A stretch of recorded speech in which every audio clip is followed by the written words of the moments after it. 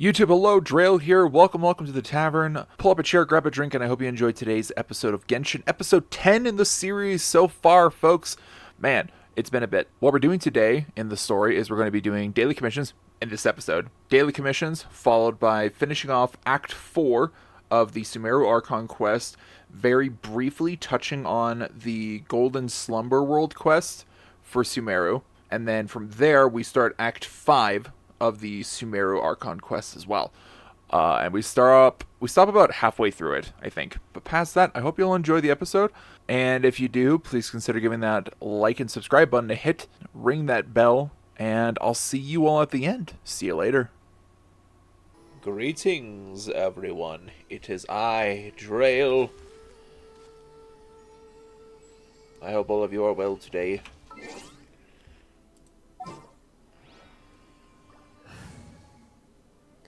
Sorry for not streaming last week. So yeah, we're back finally on Genshin Wednesday. Hello. Okay, let's do what I need to do. I need to go do... what are they called? Commissions.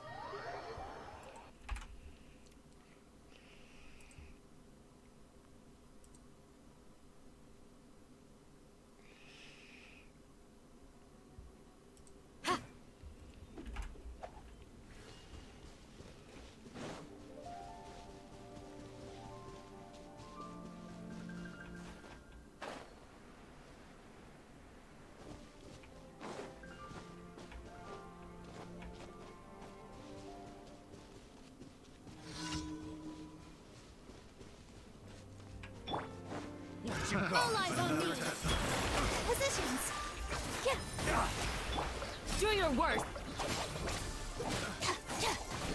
Enshroud.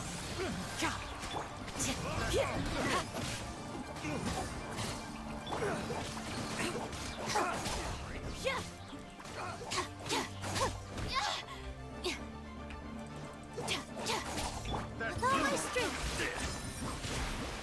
Dissipate. I got careless.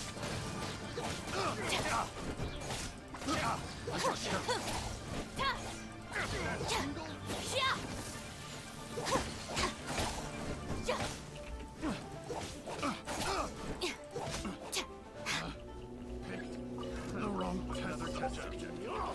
Try. Lightning purified. I didn't time that well.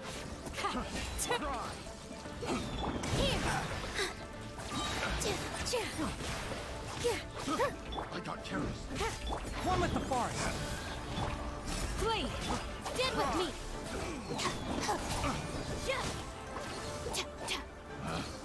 Picked the wrong test subject.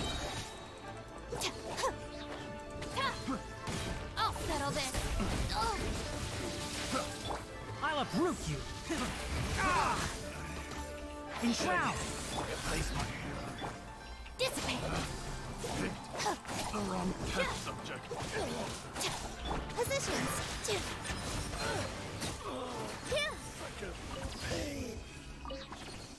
There we go.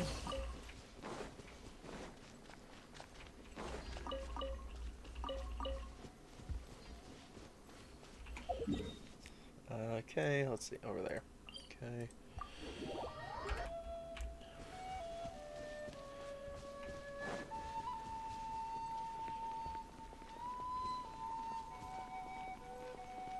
Easy breezy, beautiful Archon.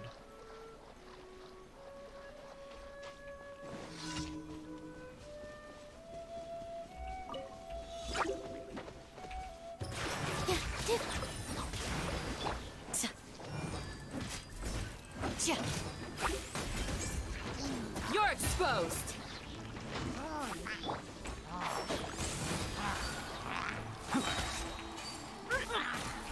I hear everything.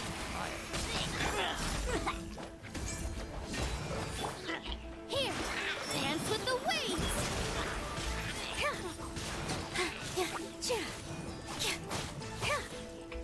One with the forest.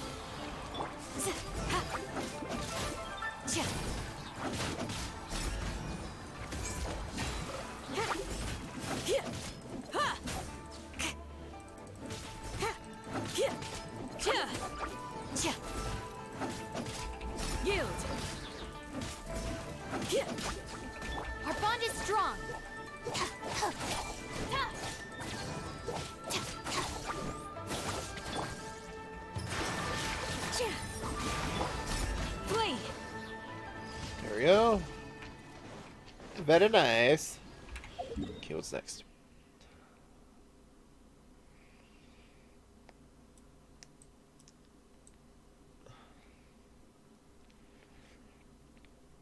Okay.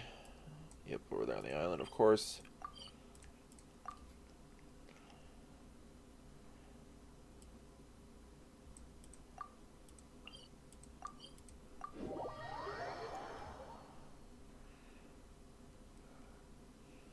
Stay warm, or you'll catch a cold.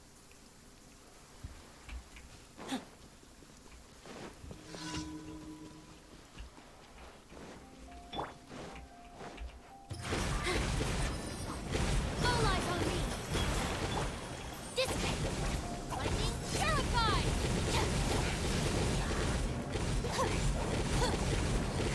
Oh god, they froze me! We shall prevail.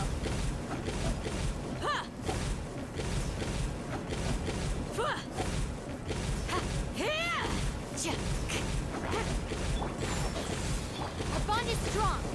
Positions. You. I just have a bunch of active effects going. I'll kill it someday.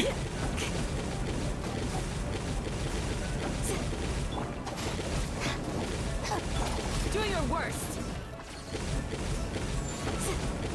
Here.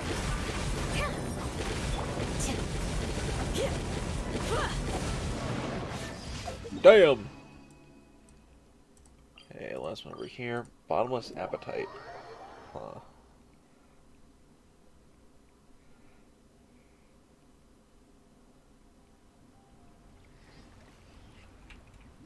Oh, it's this guy who's like, I can never get a home-cooked meal.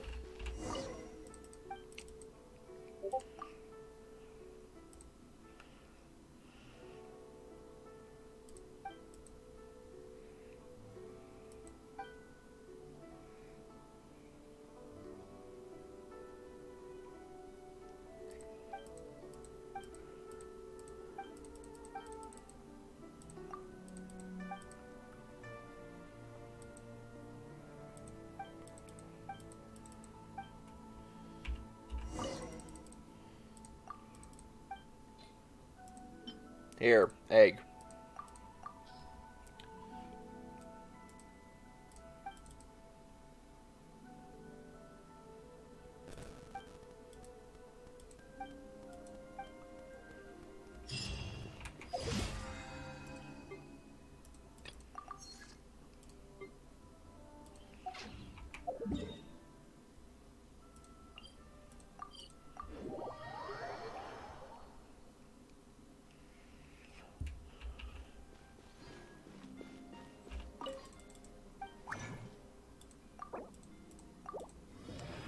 Damn, I'm running low on crystal cores.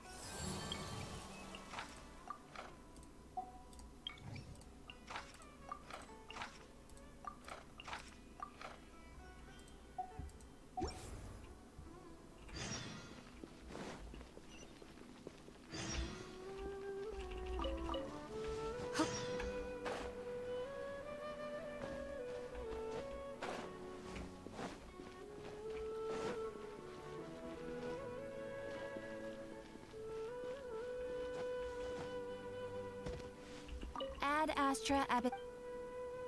Thank you for Okay, we're gonna switch to the other team now. Time for main squad.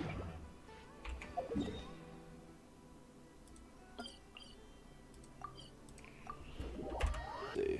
Hi, Oreo. What, Oreo? What are you doing? Oreo? Stop it. Oreo. What are you doing? Why have you done this? I can't believe you've done this. Oreo, no! Ah! No, you can't do that. Not while I'm streaming. Go get in your bed.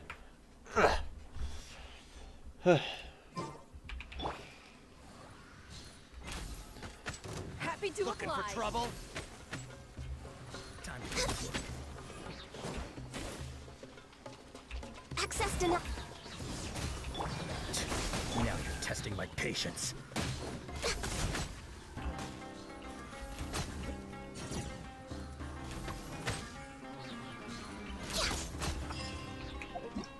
He fell into my trap. What was I in? Golden Slumber. Okay.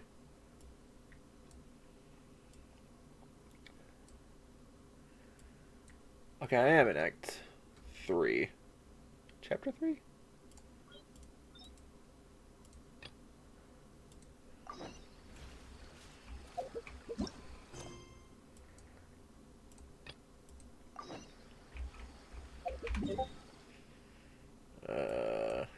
Okay, we're there.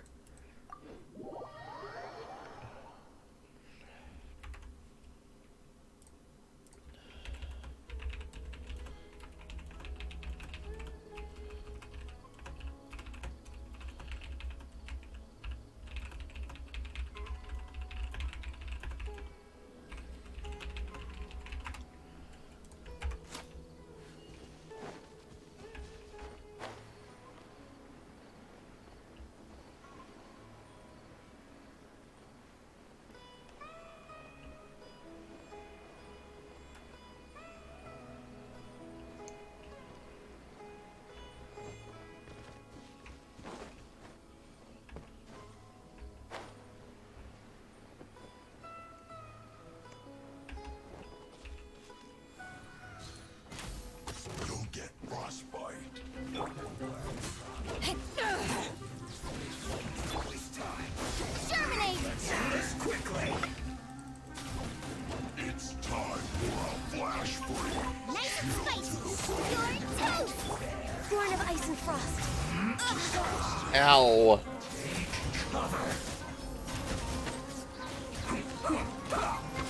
I slipped up. Scatter. This is it. Murdered.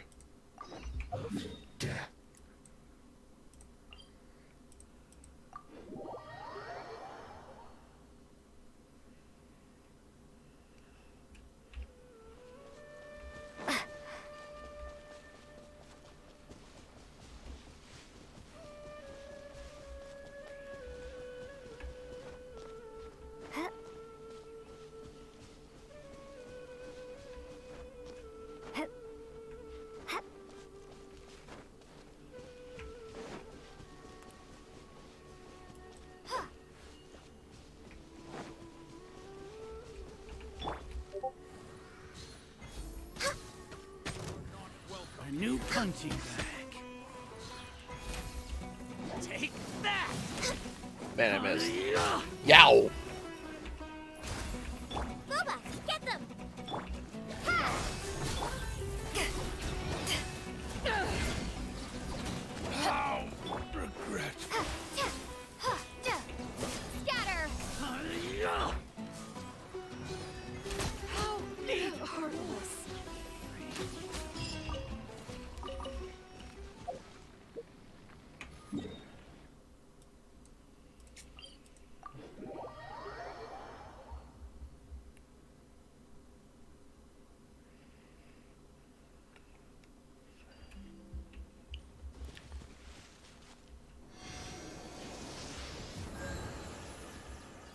Next on the agenda.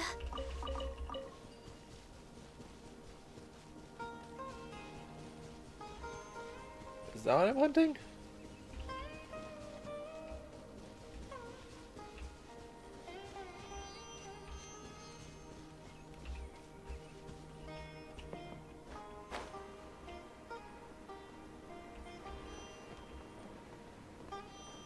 Normally what I'm hunting is like awake and walking around.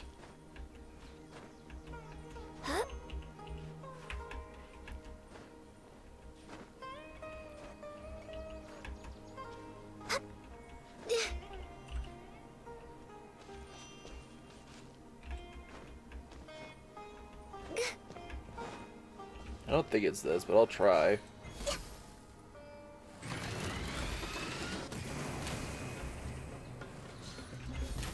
Yeah, it's definitely not this.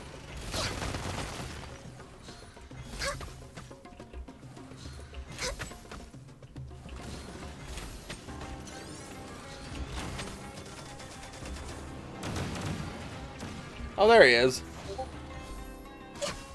It is a Ruin Drake, though, just a sitting one. Standing? Standing? Walking?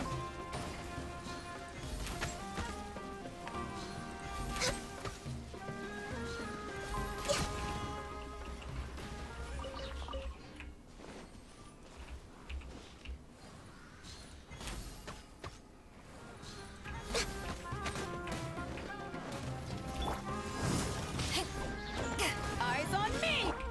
Out of the frying pan, into the fire! No touching!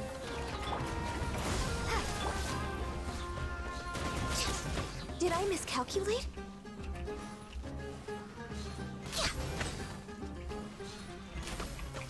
Gotta eat some food real quick.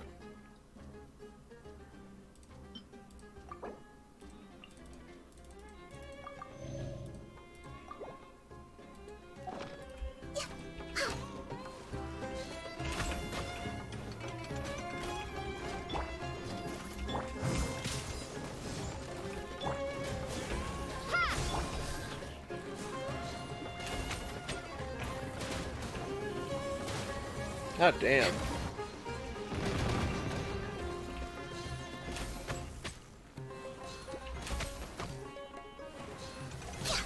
Next on.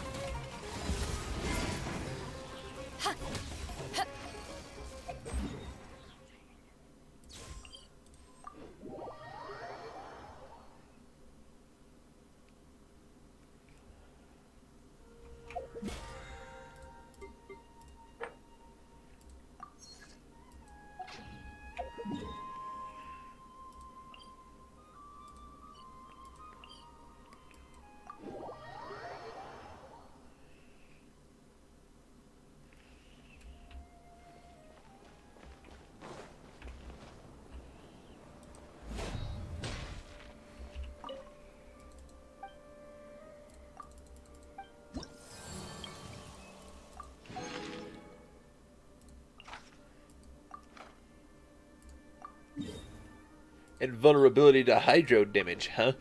Well, I bet this guy isn't prepared to die today. But he's gonna.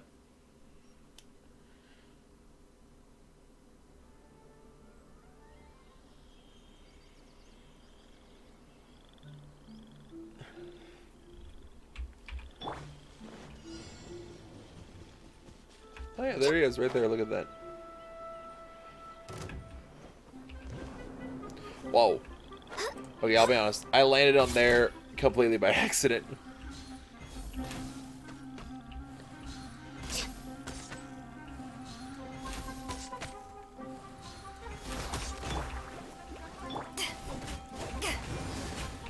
Propagate!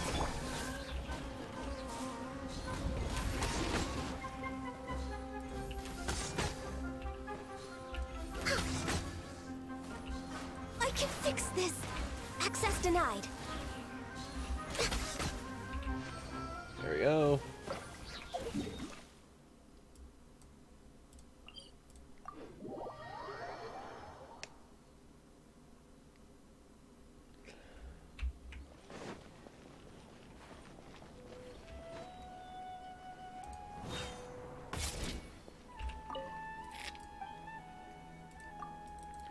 Okay. One more bounty. Electro damage. Polearm.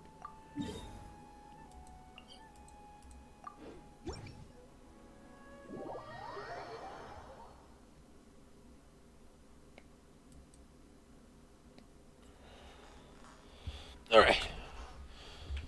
If I remember correctly, there he is.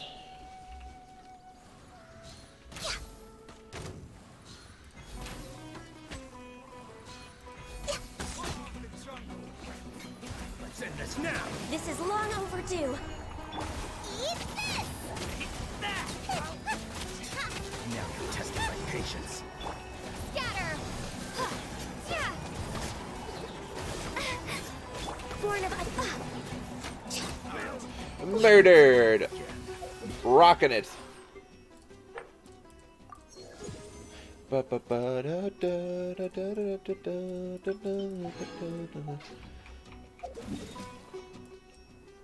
And then that's why I say peace.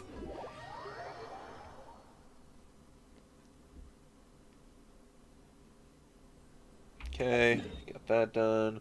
Go over to here. Easy peasy, a lemon squeezy.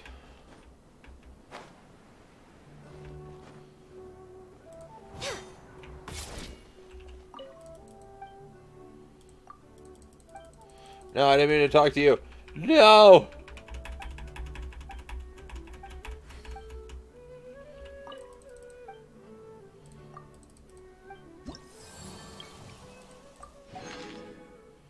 Alright, cool.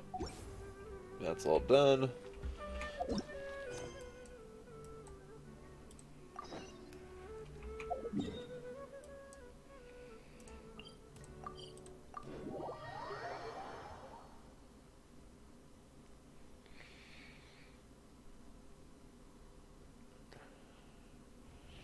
Right. Dehya!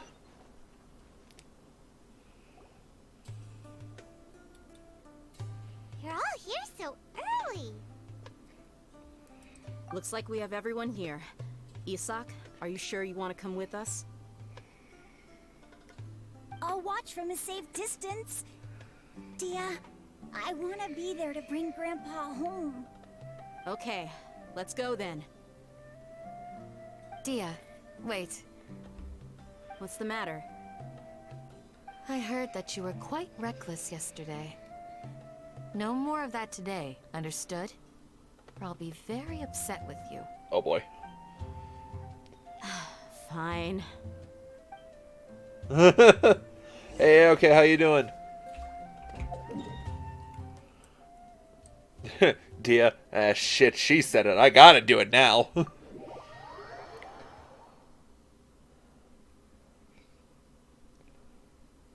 How you doing today? Okay.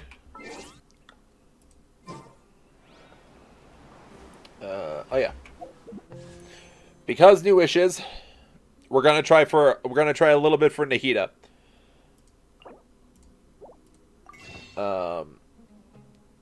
Let's see. I have 22. So let's do 58.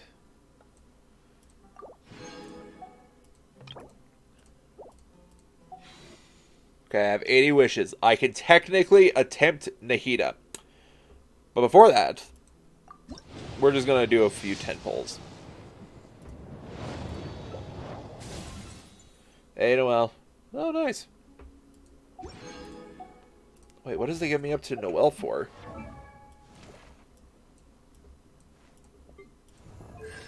Hey, Noel is maxed out. Look at that. Increase Noel's attack by an additional 50% of her defense. Additionally, every opponent defeated during the skill's duration adds 1 second to the duration up to 10 seconds. That's cool. Nice. Noel is maxed. I think it's all of them maxed. Actually, no. I think Bennett and Razor are not maxed. Let's see. Razor is not maxed, and I'm pretty sure Bennett isn't either. Bennett is. Okay. Odin Sphere? Which game is that?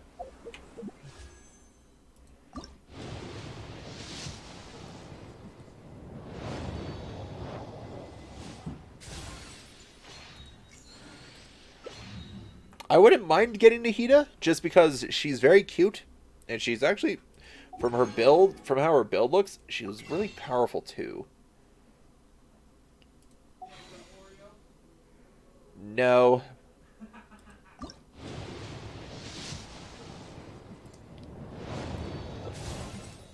There's Bennett. There's the free wish. Okay, I've gotten each of the 4-star characters. By logic, not by numbers, by logic, I should get the 4th character of the banner in this next 10 pull. I'm just gonna wing it. By logic. Unexpected, but alright. Alright. Shop. Alright. I'll stick to that, I'll stick to that 40 so far for Nahida. And I'll see if I want to pull for her more next time.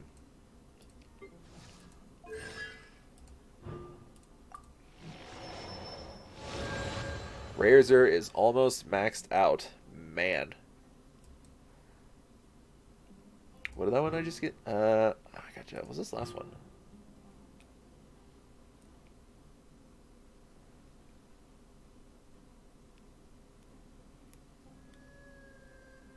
Huh, interesting. Alright.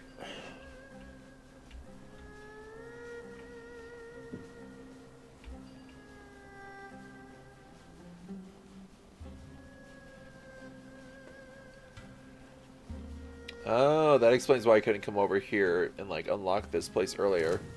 Oh, God. Scorpion.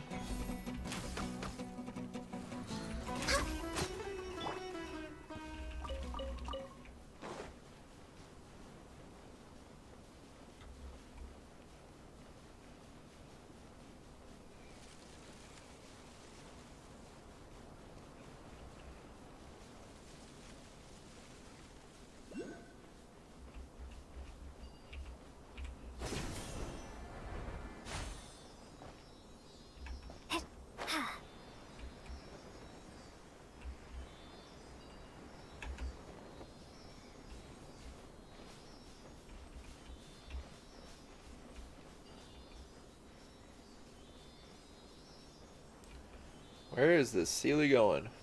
It's a side-scrolling beat-em-up where you play as 4 different characters with their own stories that occasionally come into contact with each other. Interesting.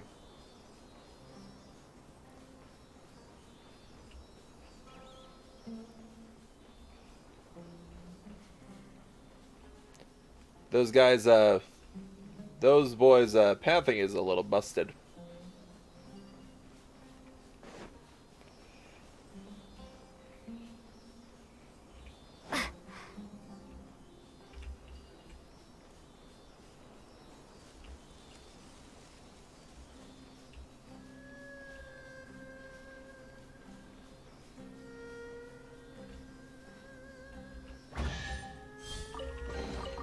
A reward on the road.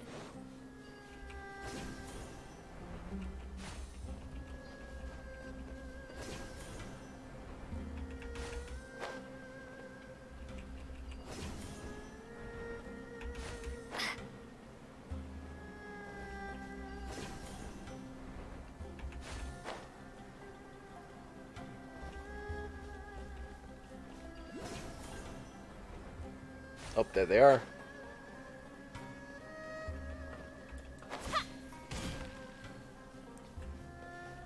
Oh, interesting. Multifaceted storytelling. Huh. They got here before us. Uh-oh. Is it because Paimon overslept by 5 minutes and held everyone up? You didn't have to admit to that. Is everything ready? Absolutely. Although, you brought fewer people than I imagined. Bring him over.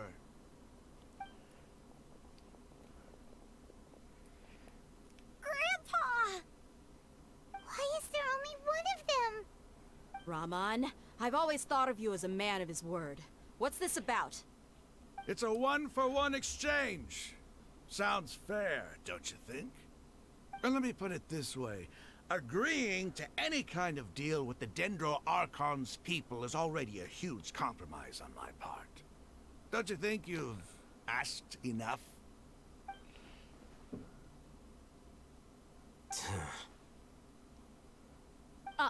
You stay right there! Oh shit. Fight? We gotta fight?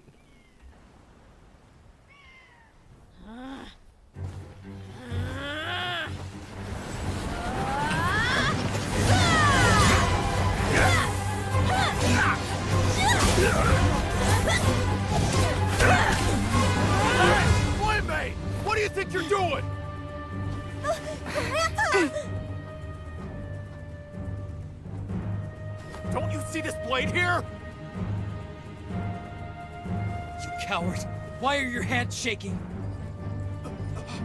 Wait a second! It's a earthquake!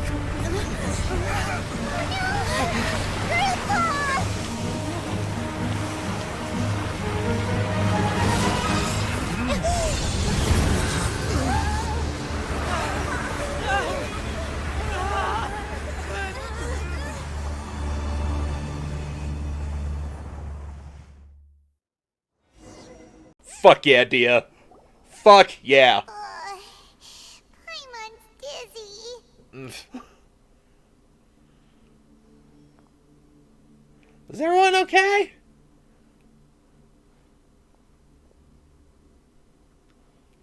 Where are the Aramites? This day's going just great. What a nuisance. The sand dune collapsed. I saw an energy field. The village keeper protected us. It glowed green with dendro. Just like you said, it may well have been the remains of Lesser Lord Kusanali's power inside the scholar's body. No doubt. You finally believe me? The Dendro Archon. The present one. Grandpa? Grandpa? Oh no. He's getting confused again. Hey, look around you. Did there used to be a temple here?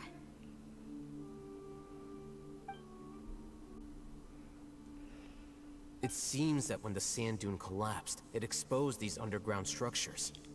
The symbols on the gate belong to King Deshret's civilization. This structure must be ancient. Over time, the sandstorms completely buried it and left it in the state we see now. It could have been an underground palace in the distant past. Oh, a miracle. Praise King Deshret! Idiot. What's he doing here? And his men too? They must have fallen down here with us. Pretty lucky if you ask me. Most of them seem in really bad shape. Except for him. He got off lightly. Mind your head. No, this isn't the time for conflict. Our exalted lord has shown us the way to his sacred palace. He's not actually gonna go in there, is he? As it happens, I want to take a look inside too. What are you doing? Don't you think it's curious? 1 minute, Lesser Lord Kusanali's power protects us from harm, and the next, remnants of King Deshret's civilization appear. Two major deities are vying to showcase their power to us. It would be a shame not to witness them both. Paimon thought you weren't interested in gods. Indeed. In my view, gods are just a higher form of living being. Or creature, you could say. New discoveries are always worth investigating. Whether they have anything to do with gods is neither here nor there. Raman, what are you gonna do about your men? I'll just let them lay here. King Deshret will take care of his people. Right now, I'm going inside. Desert Raider. Oh yeah, baby. Let's fucking go. I want to see inside this place. I haven't entered any of the pyramid structures yet.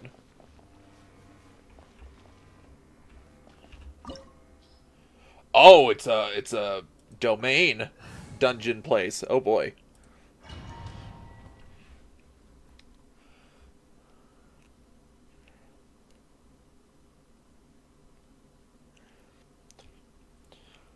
He's not in our party. He's not cool enough.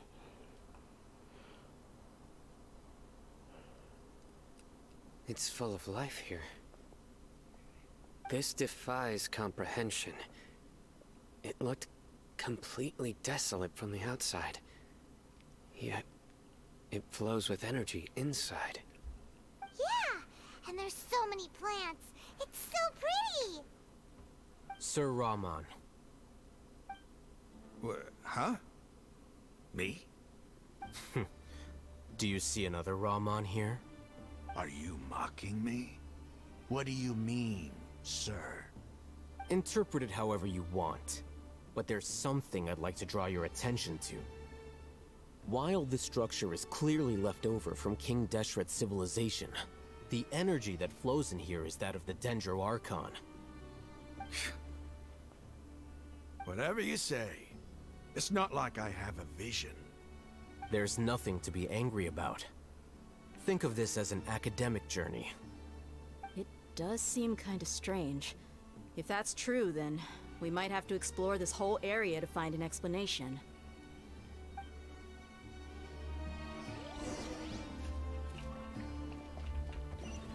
I'm so excited. What is this?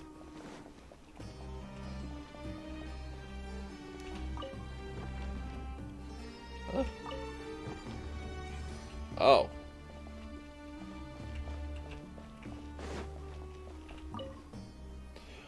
Look up at the hall as a mortal and listen to King Deshret's holy guidance.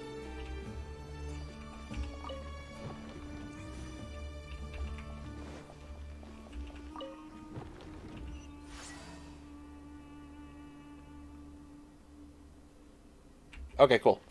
So, I did what?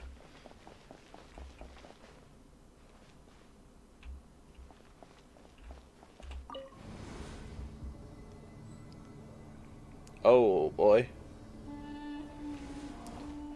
I'm really curious if this was, cause here it shows that like King Deshret is like, has a bird head, but I'm wondering if it's a mask or not.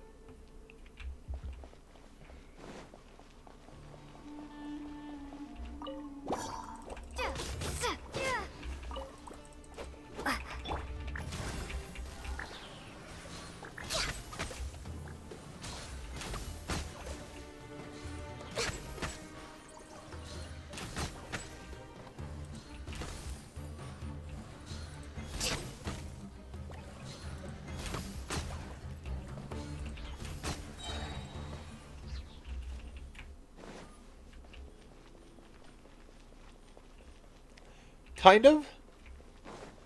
Like Sinnoh's with the Sedgears in a similar sense, yeah.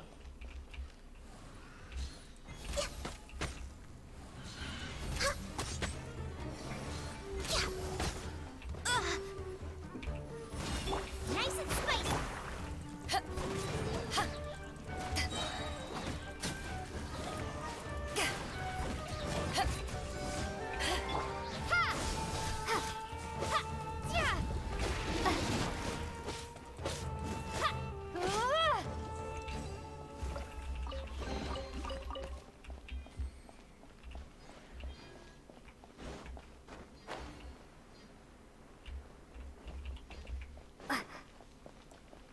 Roots. Oh boy. It's a reactive structure. Oh no.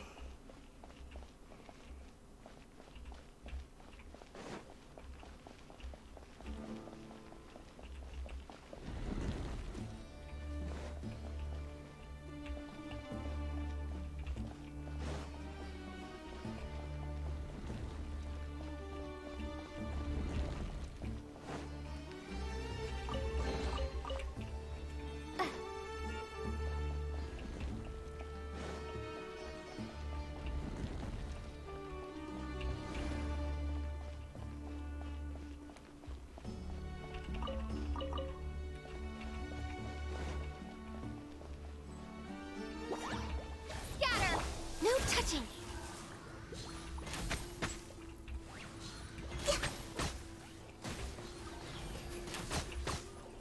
Those monsters just living their lives, right? Then I show up and kill them. Well, they tried to kill me first. And I'm not saying that because I killed them before they even got a chance. I'm saying that because they normally try to kill me anyway.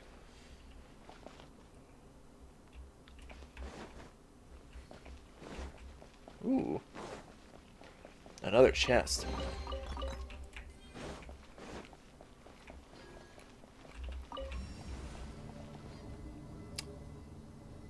Shit.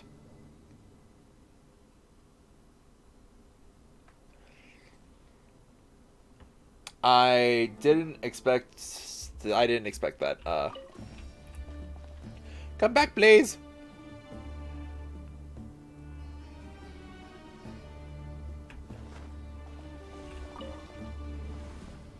Oh, it makes a holographic barrier when the elevator is active. That's cool. Hard light barrier, I guess you could say.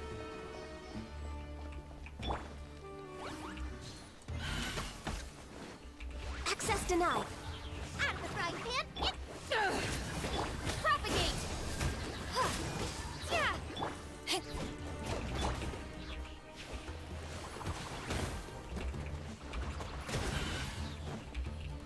Okay, you guys focus on that while I kill you.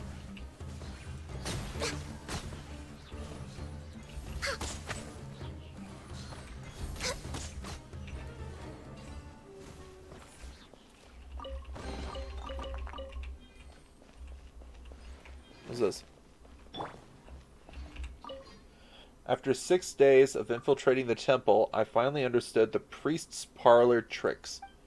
The elevator will descend to the ground, get on top of it before it starts ascending again to reach the dome. The dome. Nonsense. Like forbidden ground ahead, mortals shall not pass or whatever are just made by the priests to hoodwink us. I leave this method here in hopes that the people of King Deshret who shall travel here in the future shall freely enjoy the privilege of witnessing his sacred presence.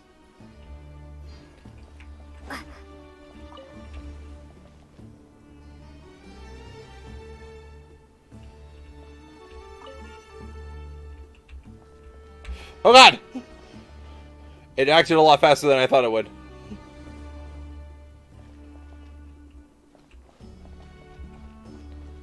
Button.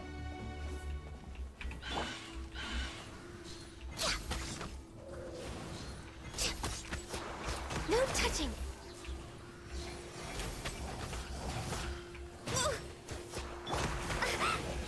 Scatter. Access denied. Ow, bitch! Ow, bitch! Ow, bitch! Oh, God! Why are they being so mean to her?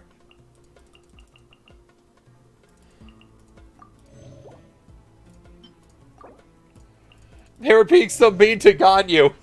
Oh, God. Why? She's just an innocent child. Leave her alone. Next on the Jesus agenda. Christ. Ow, ow, ow, fuck. Ow, fuck. God damn, stop it! No touching for Rex Lapis. Nice and spicy. Propagate.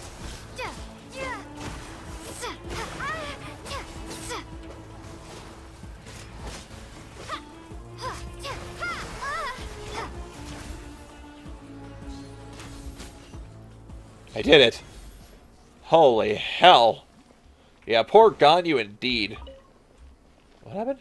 Start up. What does that mean?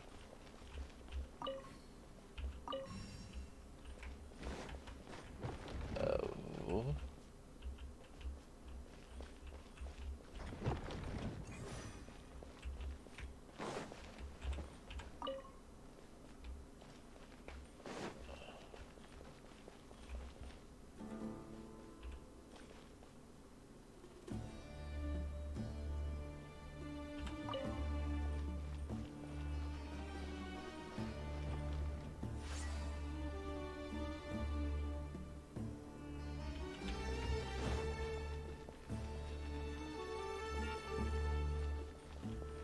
Healthy body, healthy mind.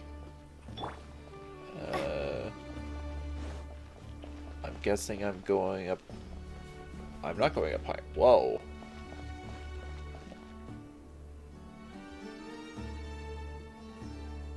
Holy shit. A Sphinx. Or Griffin. Is this it? Nope. Okay, what happens if I do this?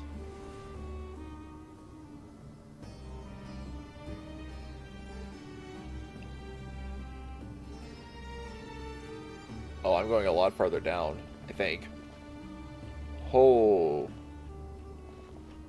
Now that's a sight to see. King Deshret's splendor surrounds us. There's so much vegetation here. It's different than what I expected. Sure are a lot of plants for a desert. That's what I call divine providence of King Deshret. King Deshret wasn't a Dendro user, though, as far as we know. Oh, that's a portal. Oh, that's a portal.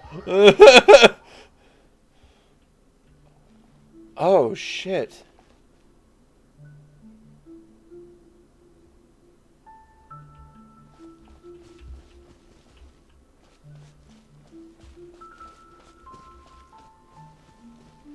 It's getting brighter. Oh, it looks so beautiful.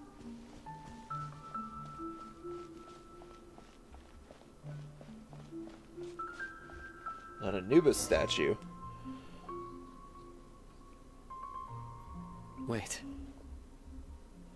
My guess is the power of the Dendro Archon, so maybe Greater Lord Rukkhadevata, who I believe was the one who killed Deshret in times past. What's that?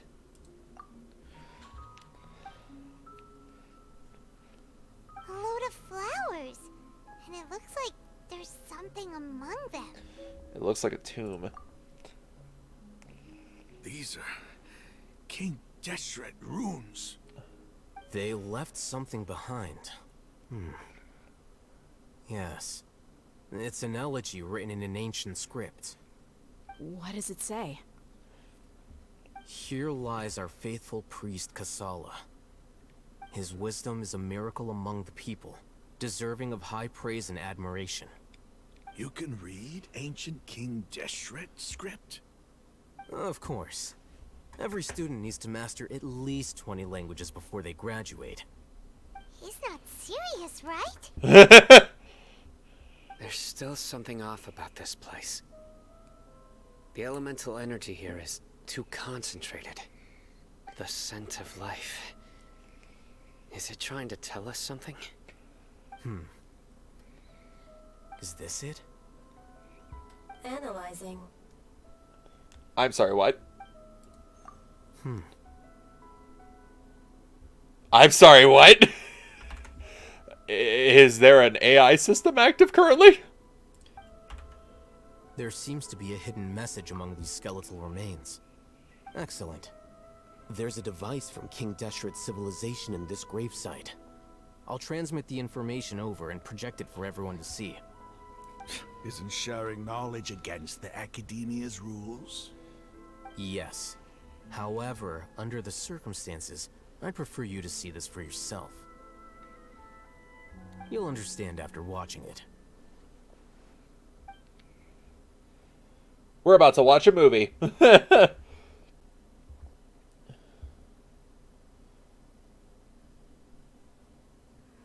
Civilization is born of knowledge, but so too can knowledge be its demise. A disaster caught us unaware. It was knowledge that did not belong to this world. King Deshret brought this forbidden knowledge into our world, and it quickly spread like a plague. People's minds were filled with crazed whispers. Dark gray scales spread across their bodies. Even the land was stripped of its vigor. Only a desperate, deathly silence remained. Were it not for Greater Lord Rukkhadevata from the forests, the damage would have been irreversible. She summoned the priests to build temples and infused into them the divine power of life. The disaster was miraculously tempered, and the embers of our civilization were preserved in Aru village. Alas, the miracle could not last. As long as forbidden knowledge continued to exist, it would forever blight this world. In the end, the proud king of the desert, my eternal lord, chose to sacrifice himself. I have spent my whole life since guarding one of these many temples. But now, my duty is coming to an end. As I close my eyes for the final time, the sight of that noble deity will appear in my vision once more. In helping King Deshret to eradicate forbidden knowledge, she exhausted her strength, and her form became that of a small child. How strange. Now that I think of her, I no longer have any fear of death, for I sense that the spirit of life will abide with me during my eternal sleep. Children of the desert, cling no longer to past grievances, but hold tight to the memory of this act of benevolence. What was that? Holy shit! Oh my god! What the fuck? So King Deshret brought in forbidden knowledge, and it brought about the insane end of his kingdom, his amazing civilization, and also brought Elazar to Sumeru. And Greater Lord Rukkhadevata used all of her power to try and save King Deshret's people, and exhausted her power and became Nahida. She became Lesser Lord Kusanali.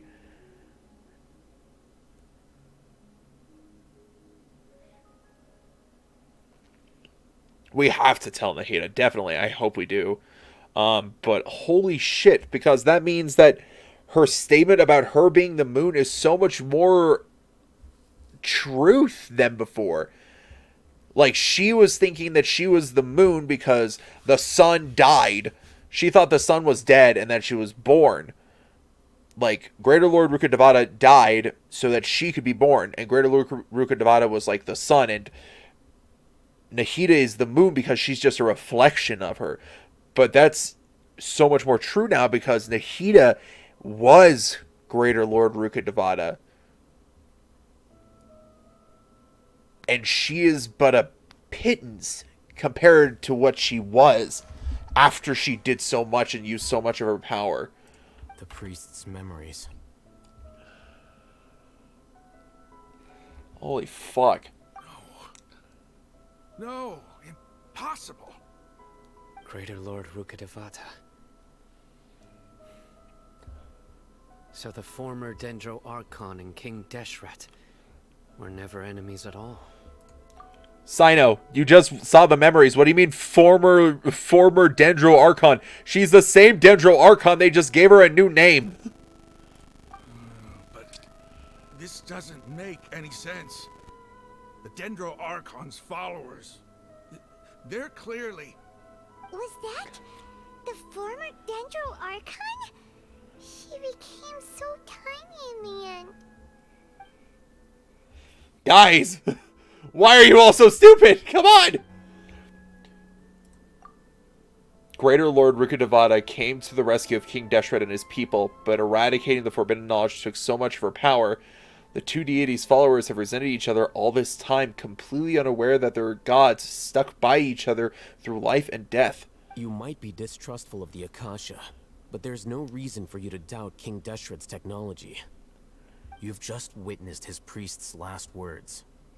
I've never heard about any of this before.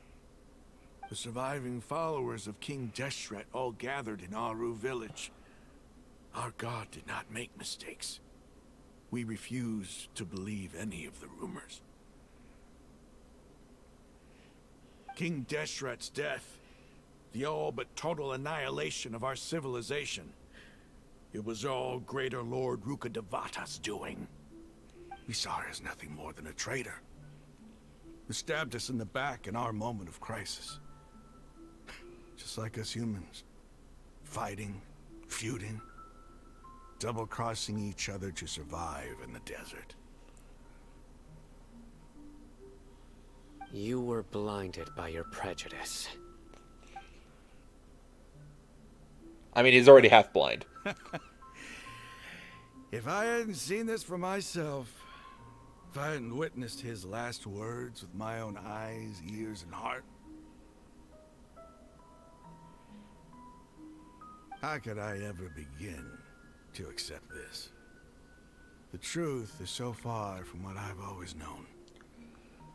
Am I really supposed to believe that after all these years, all this time seeking revenge, suddenly now my enemy is my savior? Rahman, that's enough. Give it a rest. You're starting to make a fool of yourself. Dehya, tell me, my Eremites and I, what are we even fighting for? Rahman takes some time to collect his thoughts while the rest of the party continues to explore the temple. Rahman's reaction is nothing strange to any believer of the truth. Hey, damn it! How you doing? I'll live. Thanks. Guys, he has an eye under his eye patch! You all saw it? He's just trying to wear it to look cool. We all know the truth now. I should probably go. Can't just stay here forever. What's your next move gonna be? Oh, I know what you're going to ask. I feel deeply ashamed of everything I've done. You'll get everything you're asking for. But please, give me some time. After everything that's happened here today, somehow I need to explain it to the others. What do you mean, somehow? It's not gonna be easy. Well, I guess that's for me to deal with. Dehya, this is where our camp's located. Make a note of it. When would be a good time for us to go? Tomorrow, I'll convince everyone that we're all on the same side. And I'll return every last one of your your village keepers. We'll share our other resources with you too.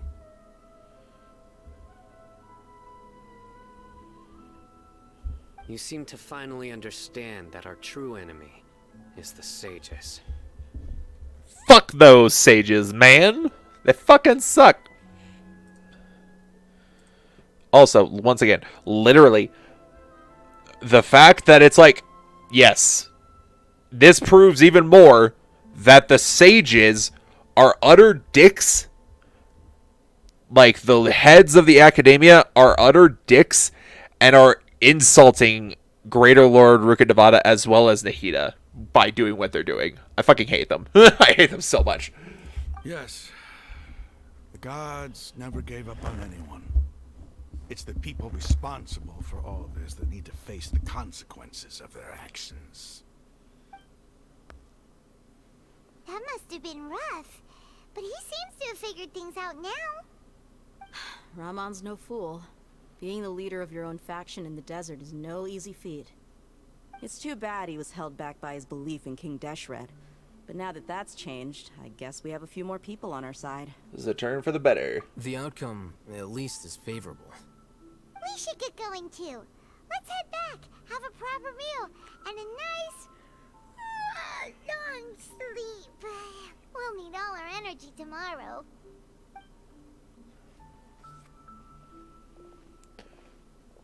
What you doing, Sino? Sino, we're leaving! Stop yelling.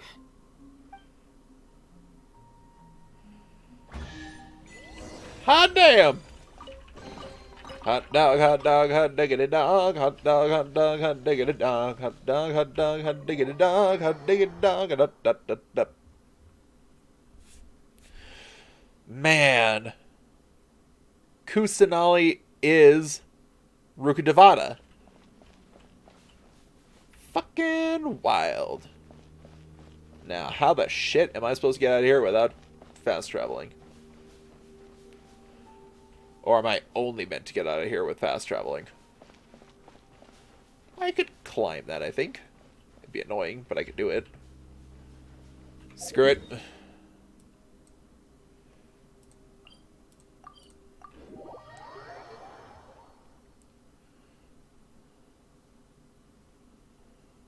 Okay. Eremites hideout. Hey guys.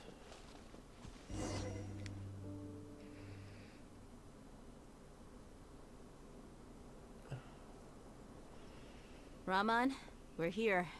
Yes. Everything's been arranged. Someone will bring the village keepers back to Aru village shortly. I guess all I can say now is thanks for agreeing to help. Don't mention it. I think we can both agree you went to hell and back for it. But we share a common cause now. From here on out, we're allies. Where are the perpetrators? I'll bring you to them. Follow me. Oh, ooh boy, bring me to those fucking bitches from the academia. I'm gonna slay. So these are the people who kidnapped the village keepers. Hi, you douches. Oh no, it's the scribe! There's no need to yell.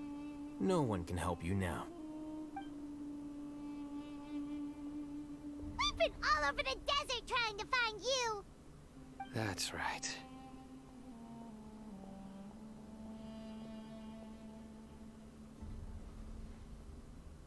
General Mahamatra? No, no. Make it quick, please. Swift and painless. What? Whoa. The moment they set eyes on Sino, they turn pale like they've seen a ghost. You should have known that I would be coming for you. Wait, we were just following orders. You know what I'm talking about, right? There's no way we could have done all this by ourselves. Which one's talking? No, not Sino. He's gonna tear us limb from limb. Okay, that I explains it. could do worse. Please have mercy. Start talking. Otherwise, I'll have to resort to other methods. So, your superiors have kept you quite busy recently. Why? What are they trying to accomplish? They, wanted to extract canned knowledge. Don't play dumb. You know what I'm really asking. They extract divine canned knowledge. Then what? I really don't know how to explain it. Try your Well, best. you better start talking or you'll be sorry. You don't want to make things any more difficult for yourself, do ya? May I ask them a question? Be my guest. The sages... Oh, God, this is such a question. The sages are trying to create a new god, aren't they? Uh-huh. That sure didn't sound like a fancy metaphor or anything. You're serious, aren't you? How did you know? I've seen him. There's no use hiding it now. Yes, you're right. The Academia is working on an important and potentially world-changing project. They are creating a new god. A god that will belong to them and to the people of Sumeru.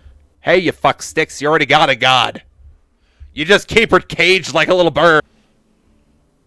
It may seem as if Sumeru's academics are thriving, but ever since the death of Greater Lord Rukkhadevata, scholarly breakthroughs have been few and far between. The withering of Irminsul has been getting worse recently. The sages have tried everything they could think of, but nothing's worked.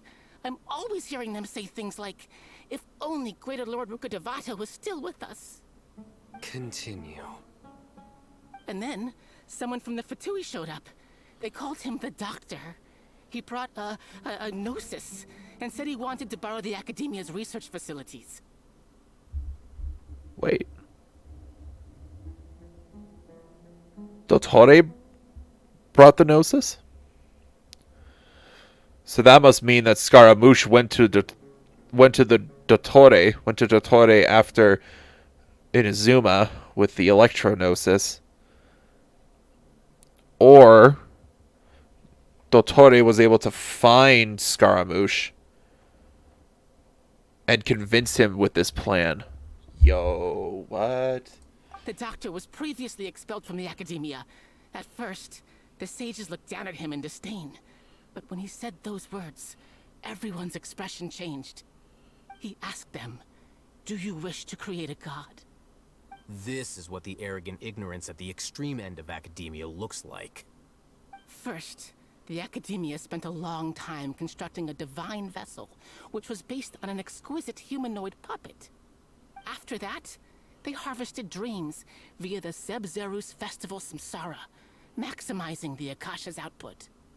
With the Doctor's help, and the Akasha now functioning at maximum efficiency, they were able to use it to extract the power from the Gnosis and convert it into a divine core. Next, they decided that their new god needed to possess divine wisdom.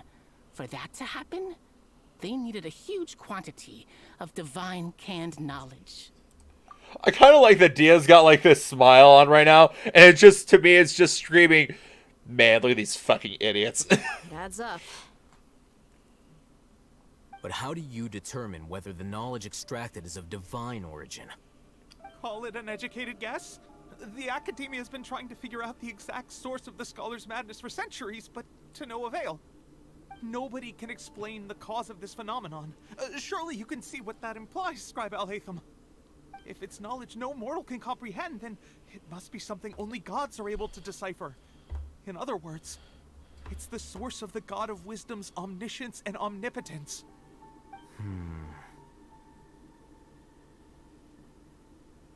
But the sage's end product won't be Greater Lord Rukkhadevata, it will be the Balladeer. You must have noticed by now. The Academia doesn't care about who their god is. It's the ability to exercise control over knowledge and wisdom that matters. It is as if they are cursed with a desire for omniscience and omnipotence that burns in their blood. Some organisms demonstrate phototaxis, and thus orient their entire lives in respect to sources of light. For the sages, their only source of hope is the existence of a deity who embodies the acme of wisdom. This is but a form of phototaxis. For many scholars, the absence of a god of wisdom means stumbling in the darkness for the duration of their lives. Then what does Lesser Lord Kusanali mean to you? Yeah, literally, you have your god of wisdom, but you've kept her locked in a bottle. Is she not a true god present in this world? If you already have a new god, why try to create another one? From the beginning, the Academia has never treated her as a god. Yeah. When the Academia first discovered Lesser Lord Kusanali, the newborn god of wisdom, the sages hoped that she would be as wise as Greater Lord Rukkhadevata. But upon evaluation, they found that at the time she possessed no more intelligence than any ordinary human child. The sages never had a ruder awakening. This forced them to accept that Greater Lord Rukkhadevata had indeed passed away. Not to mention that Lesser Lord Kusanali's gnosis had been used to power the Akasha this entire time. By herself, she has neither an Archon's raw power, nor the spectacular insight expected of a god of wisdom. Slowly but surely, people began to forget about her existence. So, this is the path the sages have chosen.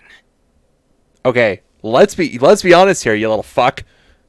People did not forget about her existence. The Academia kept her existence basically on the down low. You basically kept us like, oh yeah, our god's Lesser Lord Kusanali. Anyway. Even now they still refuse to acknowledge Lesser Lord Kusanali. I never imagined a god could be subjected to such cruelty. I gotta kill some people. Alright, let's try to keep our cool. If everyone's in a bad mood, then let's change up our scenery. Rahman, give me a few men to help us escort the village keepers back to the village. And these two scholars, they're coming too. I have some kneecaps to break. Sure, as you wish.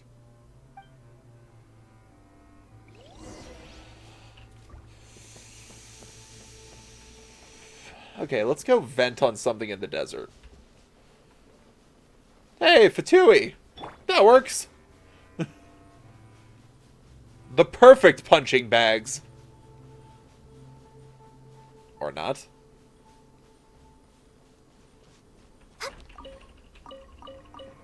There's no Fatui over here. I'm disappointed.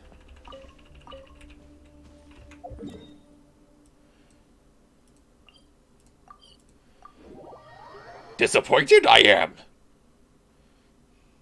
Much blood must be spilled.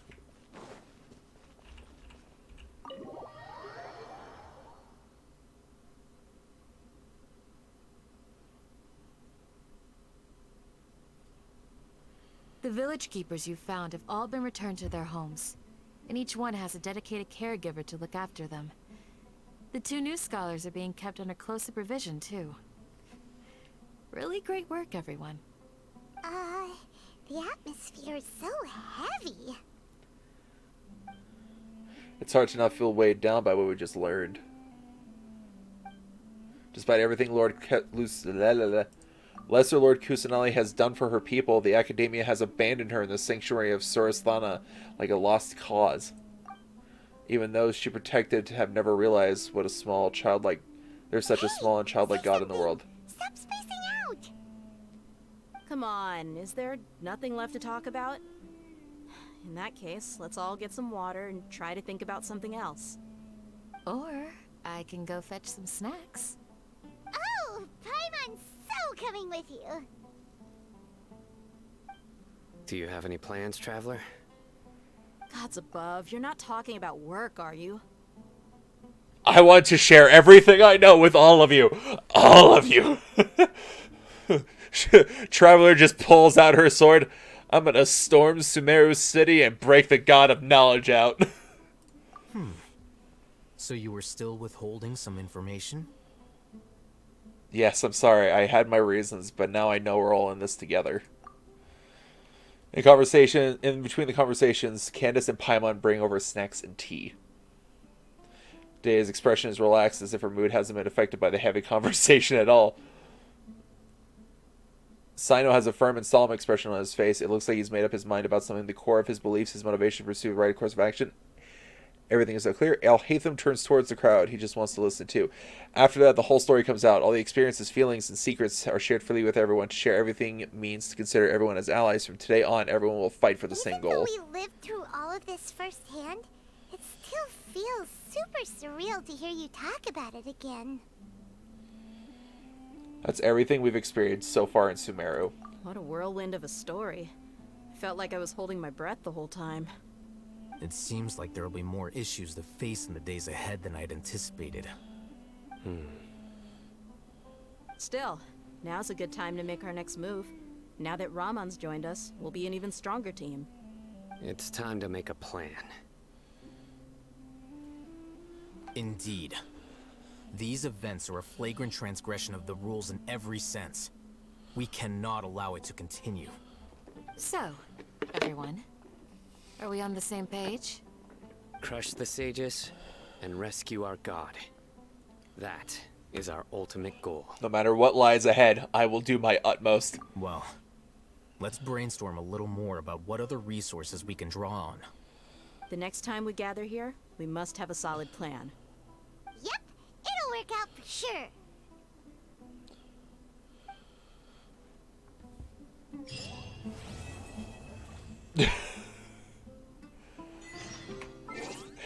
In my mind, I'm just like, okay, let's see.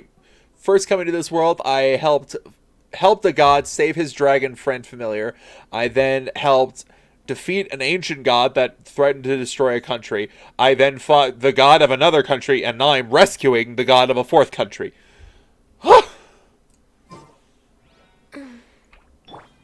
Hey, time to get my constellation upgraded. We're up to 4. After the Lee Lotus Lamp triggers a Lotus Light transfiguration, it will obtain 5 stacks of the overflowing Lotus Light effect from the passive talent Verdant Overgrowth. You must have unlocked this passive talent.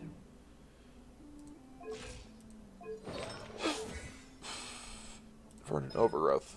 Will obtain 1 level of overflowing Lotus Light every second it's on the field, increasing the elemental mastery of active characters within its AoE by 6. Overflowing Lotus Light has a maximum of 10 stacks, so 60.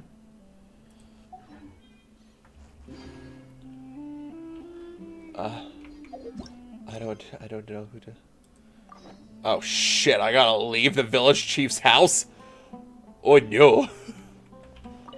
You must let me know if there's anything I can do to help.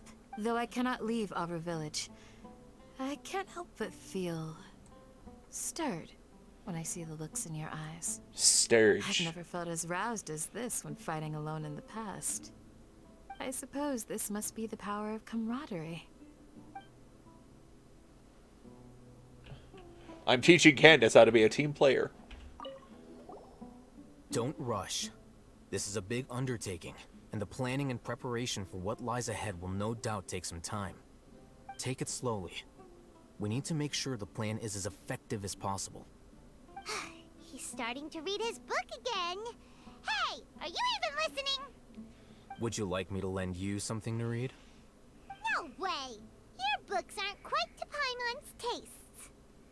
I was joking.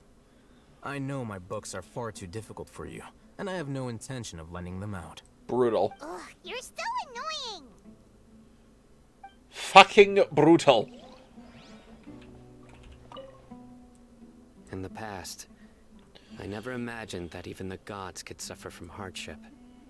If we can find a way to change all of this, will this nation become a better place? It fucking better.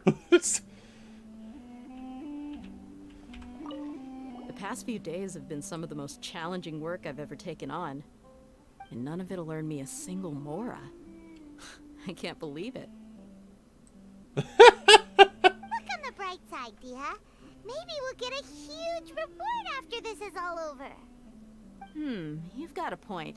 Hey, what would you do if you woke up tomorrow with more money than you could ever spend?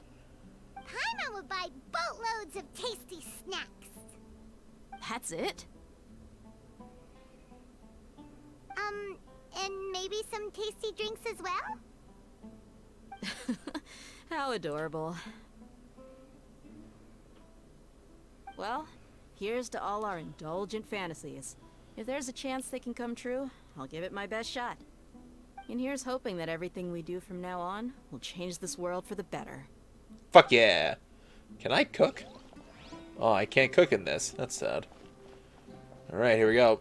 I'm leaving the house. I'm about to die.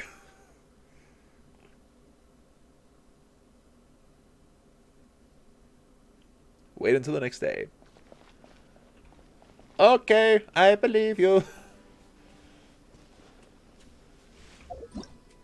Just since I'm waiting, let's do this really quick.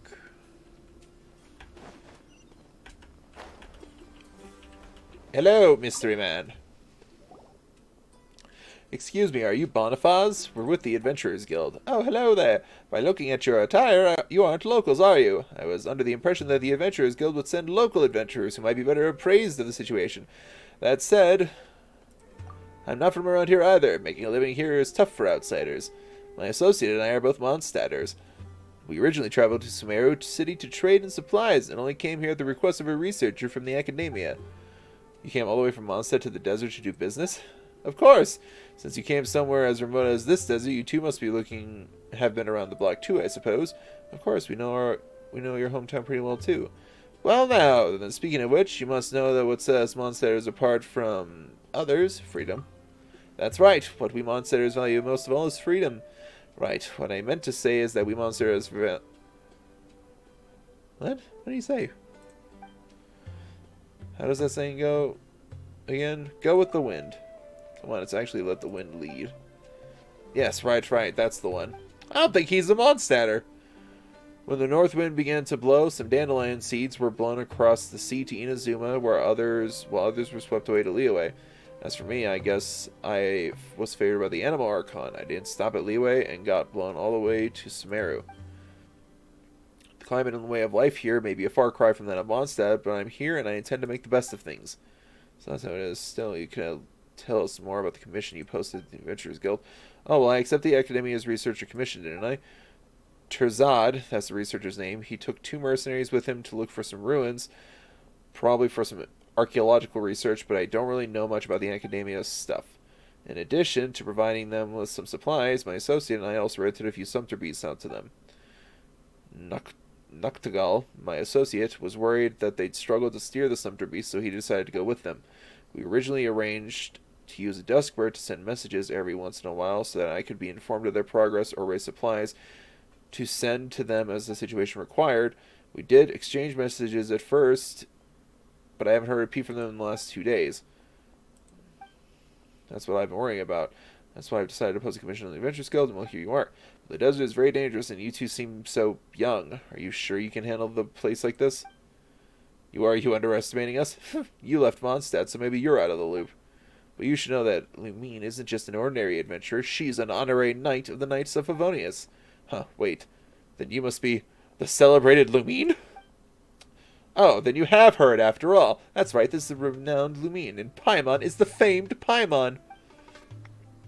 Goodness gracious, please excuse my rudeness. I never expected to meet a big hero in a place like this, and a little hero, too. In that case, I have nothing more to say. I just worry that you may have some other important missions at hand, like saving a city or something, and don't have the time for a menial commission like mine. It's not like we're always doing over-the-top stuff like that. We take ordinary commissions too. Besides, we've already accepted your commission, haven't we? Well, that's great. Right, as for your payment, I'll definitely think of something. That researcher from the academia has been quite generous. I can picture it now. Just as they run into some trouble, Lumine, a true hero, descends from the heavens to save them. That should secure you double the payment, right? This deal is a sure bet. What do you think? If they're in danger, we have to help them.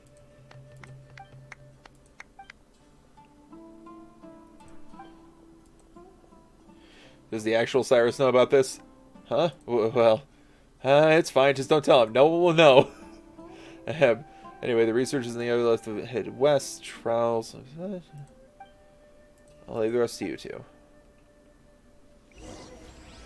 Golden Slumber.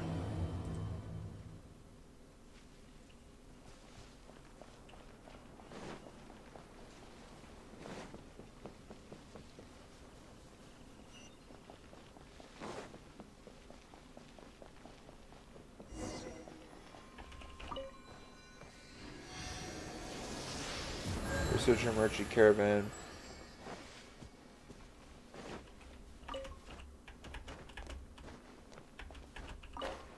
Aha! Crystal cores. Oh wait, did I miss the turn? I did. They went this way.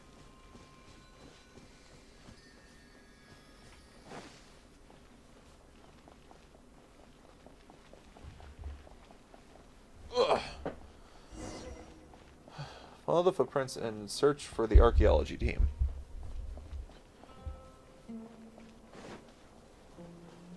Let's see.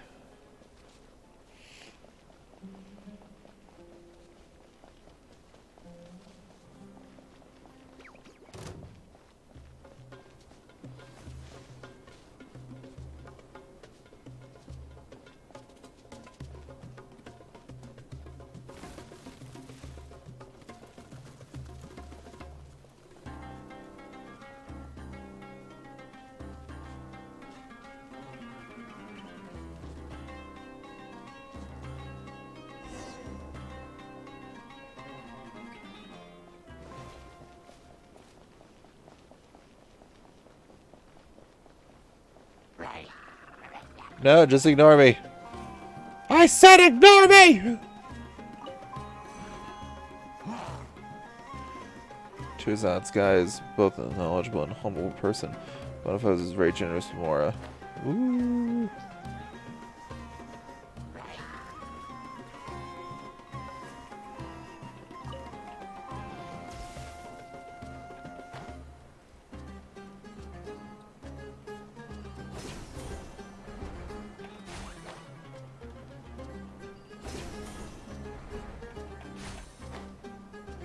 Yo, what?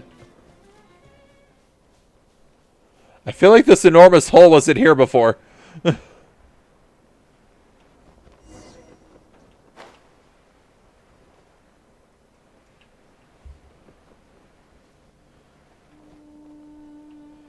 Yeah, I'm pretty sure this enormous hole wasn't here before.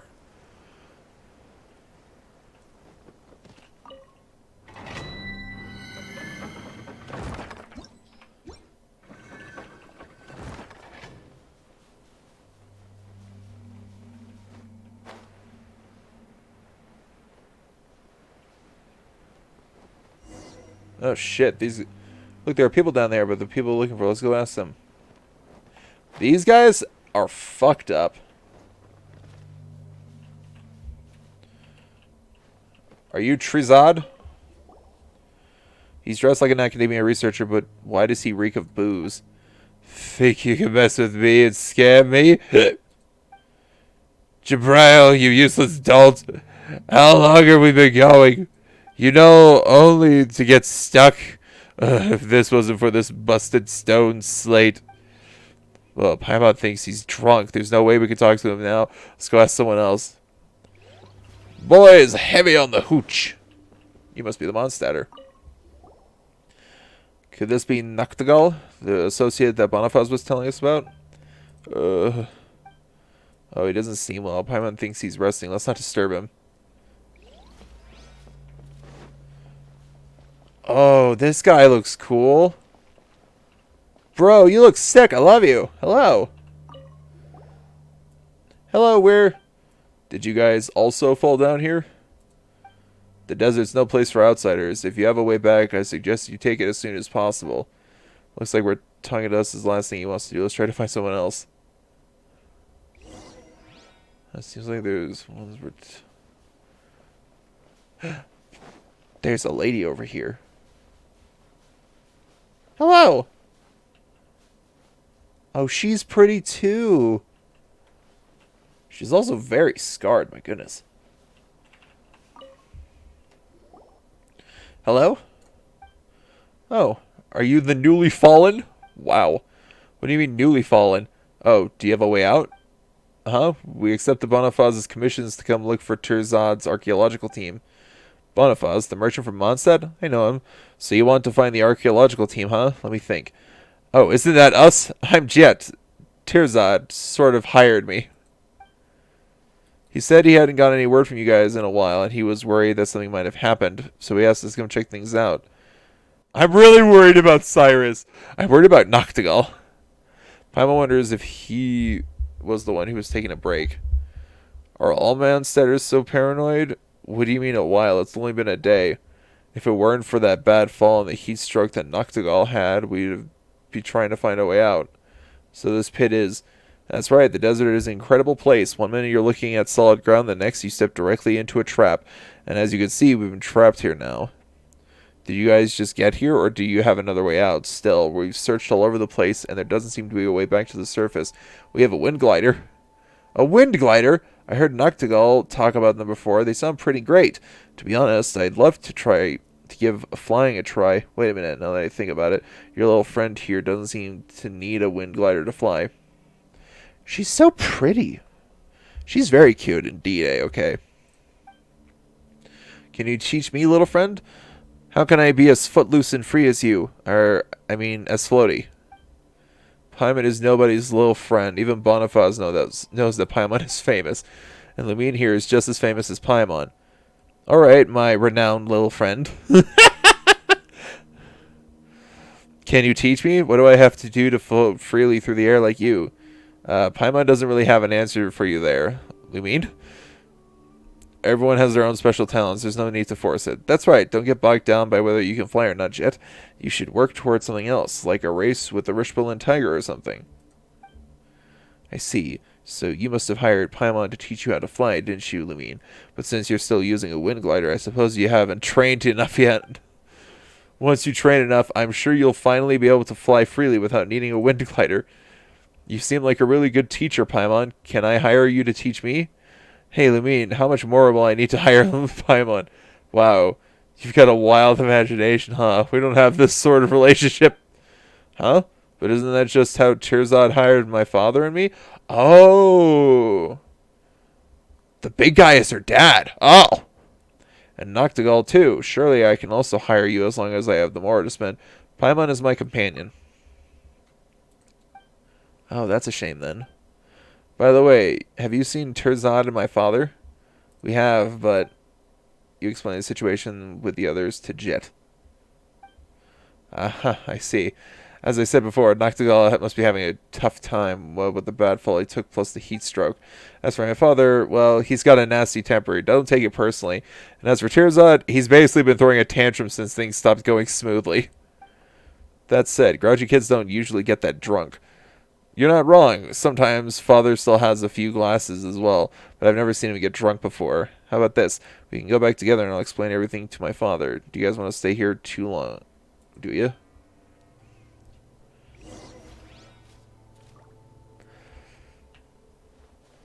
Oh, it's night already? Oh, shit. I like how looking up, I can see what I'm assuming is like... Actually, no, it might just be blow off from the... That's just blow off up there. Never mind.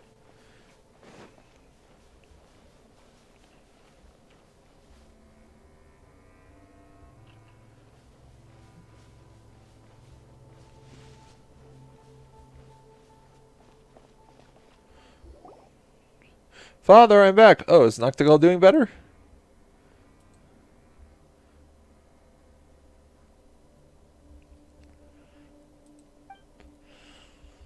Right, Paimon and Lumine have told me what happened. How can you just ignore people, Father?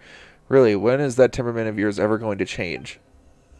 Chet explains the situation to the three of them. That means we've completed Bonifaz's commission, right? After all, he only asked us to confirm the safety, as well as that of the Sumpter Beast. Bonifaz? What happened? Bonifaz and Noctigal are colluding to blackmail me. That despicable monster came all the way to Sumeru just to extort me, I swear. Is he still drunk? Mr. Terzad, was the price not already agreed upon after our discussion? You even confirmed it yourself, so why are you trying to tell a different story now? I usually have my hands full with research matters, and I've never dealt with business people such as you before. How am I supposed to know the rules around pricing? If Jet hadn't told me that you highballed me, I'd be foolish enough to think that I scored a great deal. Well, I'm really sorry, Noctigal. Father told me after the fact that I shouldn't have shared it with Terzad. Oof, why is Paimon getting the feeling that Jet managed to offend all three people by saying that? That's it. I'm laying you all off. There's a limit to how much bullying I could take. That's not fair, Terzad. Noctigal and Bonifaz are not in the wrong here, but Father and I didn't do anything wrong. Besides, didn't we only get stuck in a place because you insisted on coming here? Then you started throwing tantrums after you fall and drank, even though you clearly can't hold your liquor. You might have the body of an adult, but you are acting like a little baby. Man, I love how blunt she is. You... Jet, that's enough. Terzad looks like he might faint from rage. Now isn't the time for the time to fight. What we should do is putting our heads together so we can get ourselves out of this mess. Oh, someone's talking sense, so that Krook Bonifaz commissioned you to come look for me? And your famous adventurers, you say? Well, I'd like to hire you to get me out of this Archon-forsaken place. At this rate, forget my research, even my life will be cut short. Since you're famous adventurers, surely you're more reliable than they are. Wow, this guy's a dick. Is this the double payment Bonifaz mentioned? What should we do? Now's not the time for bickering. Let's focus on getting out of here first. You're right. Finding a way out together is what's most important right now. After all, any other complaints can be addressed once we're somewhere safe. That's right. See, Terzad? If you could think as sensibly as Paimon, you wouldn't have gotten ourselves stuck in this situation. Jet. I just explored a little bit up ahead, and I found what looks to be ruins. Maybe there'll be an exit leading to the surface in there? Desert ruins don't constitute a safe place, and I'm not going anywhere with such unreliable people. But you're a researcher, aren't you? Shouldn't you be thrilled to have ruins to investigate? I'm an indoorsology researcher. I should be working indoors and poring over documents, unlike some adventurers who go stark raving bananas when they see a pile of old ruins. This guy's just a little bitch. Oh, you.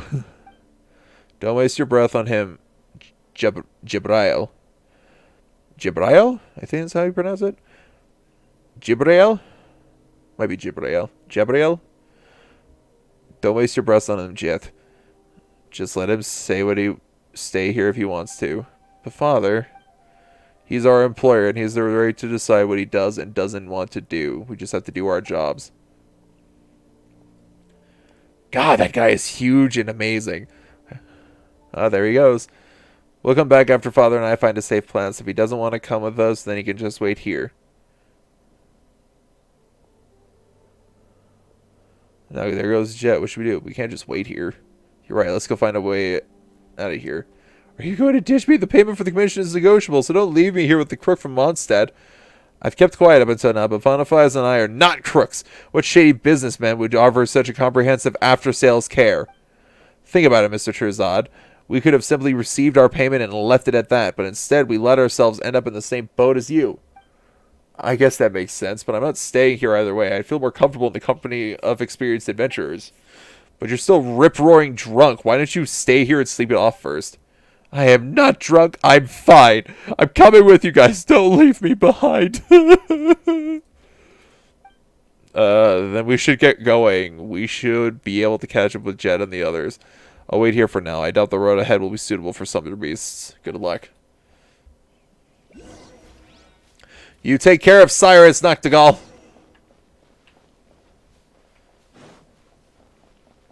Go to the area near the ruins together with Tirzad. Okay, I'm gonna... Ooh, that's ready. Gonna do this really quick. Damn it.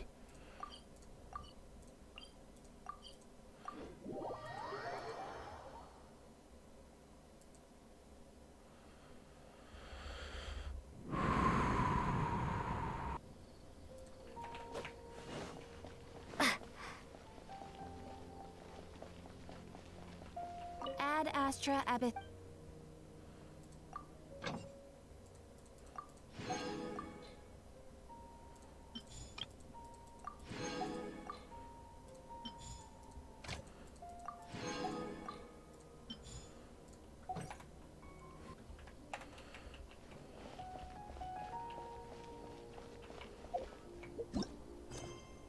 I'm going to give myself another 30 minutes for the stream.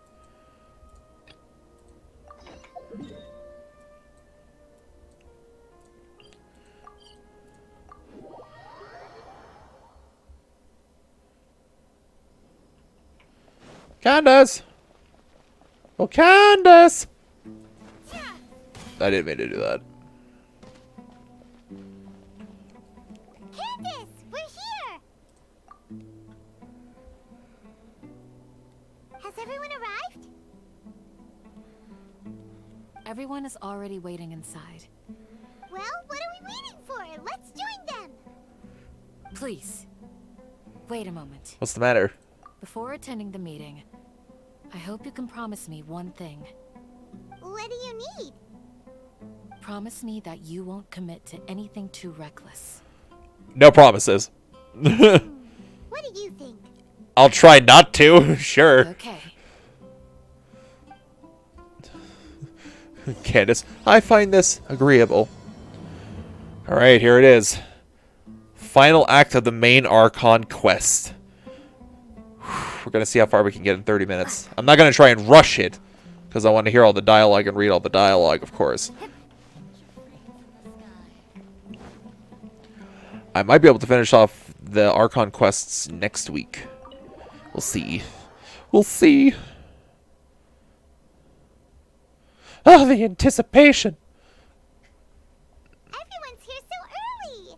But why isn't anybody talking? We already discussed things a bit.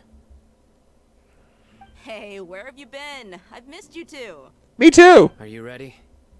I mean, I missed you, Dehya. There we go. That's the word. Words I was looking for. Yes, we can start. Very well. After some discussion and debates, the group finally works out a detailed plan This together. is gonna work?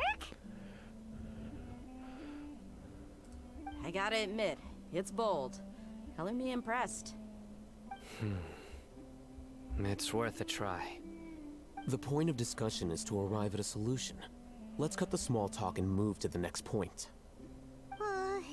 You're making Paimon nervous.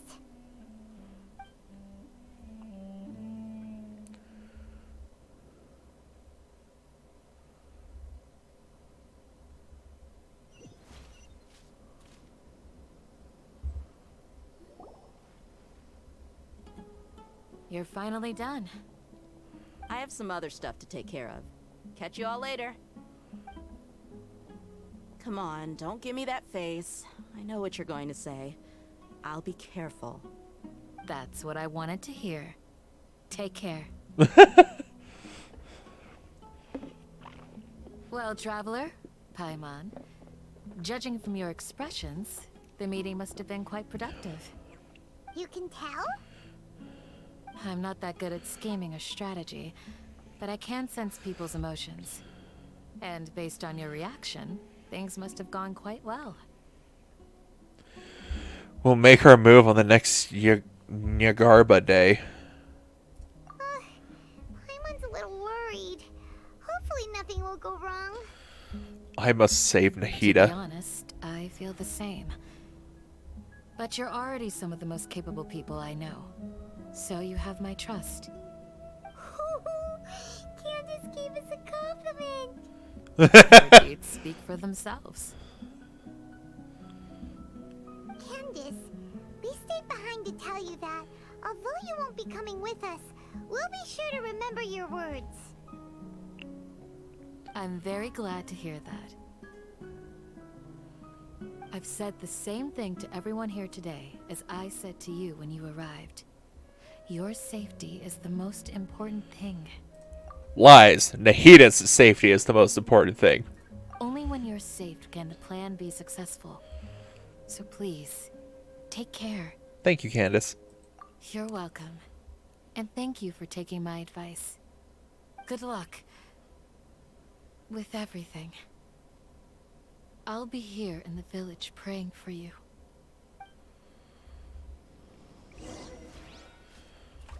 Stay safe, everyone. I'll be here praying for you. Good luck. Meet up with Al-Hatham. He's over across the bridge. Oh, he's speaking to Rahman.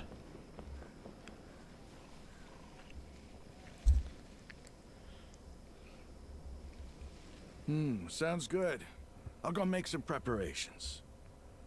Okay. I'll hit them! Have you finished saying your goodbyes? Yeah! Also, Candace told everyone to be careful. Yes, she did. But I think my point also bears repeating. Our plan is not child's play. We won't be able to achieve anything if we're simply careful.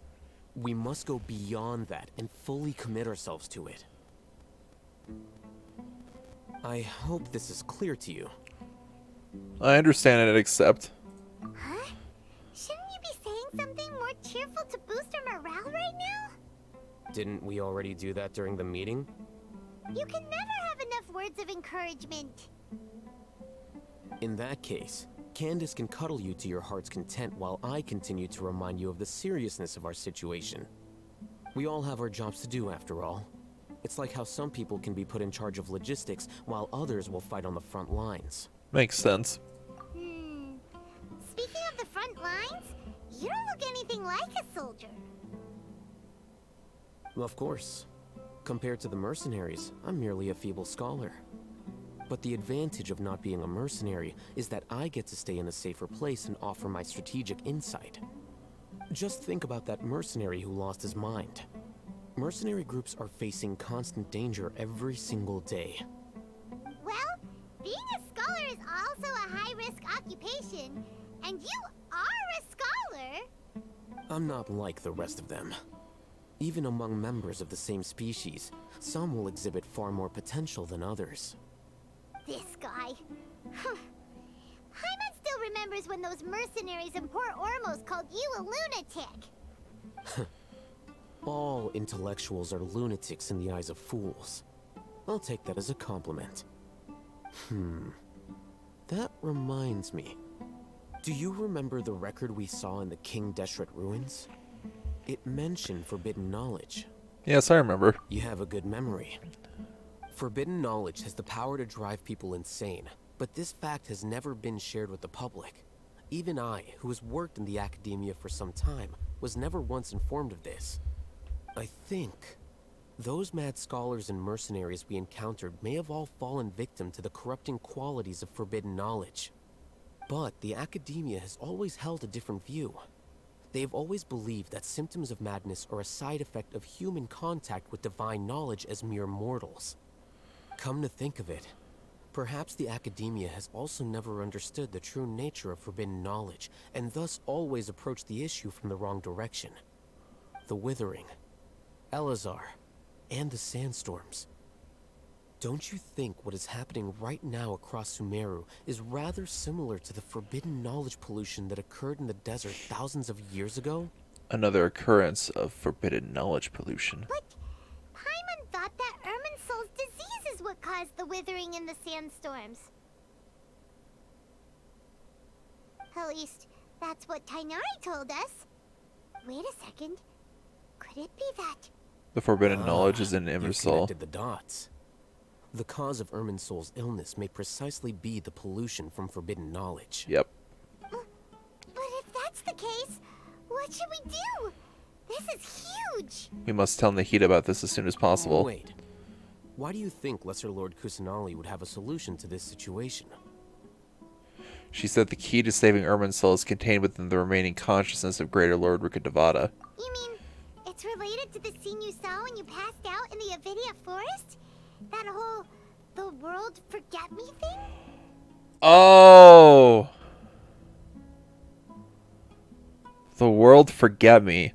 They have to forget the forbidden knowledge for it to no longer harm them. In that case, it's imperative that we rescue Lesser Lord Kusanali. Only by working with her to save Irminsul can we completely resolve the problems Sumeru currently faces.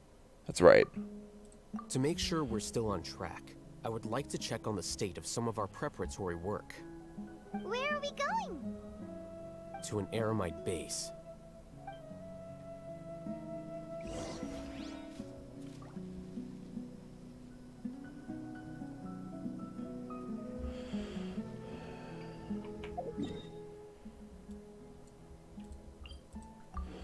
Ramon's base down south.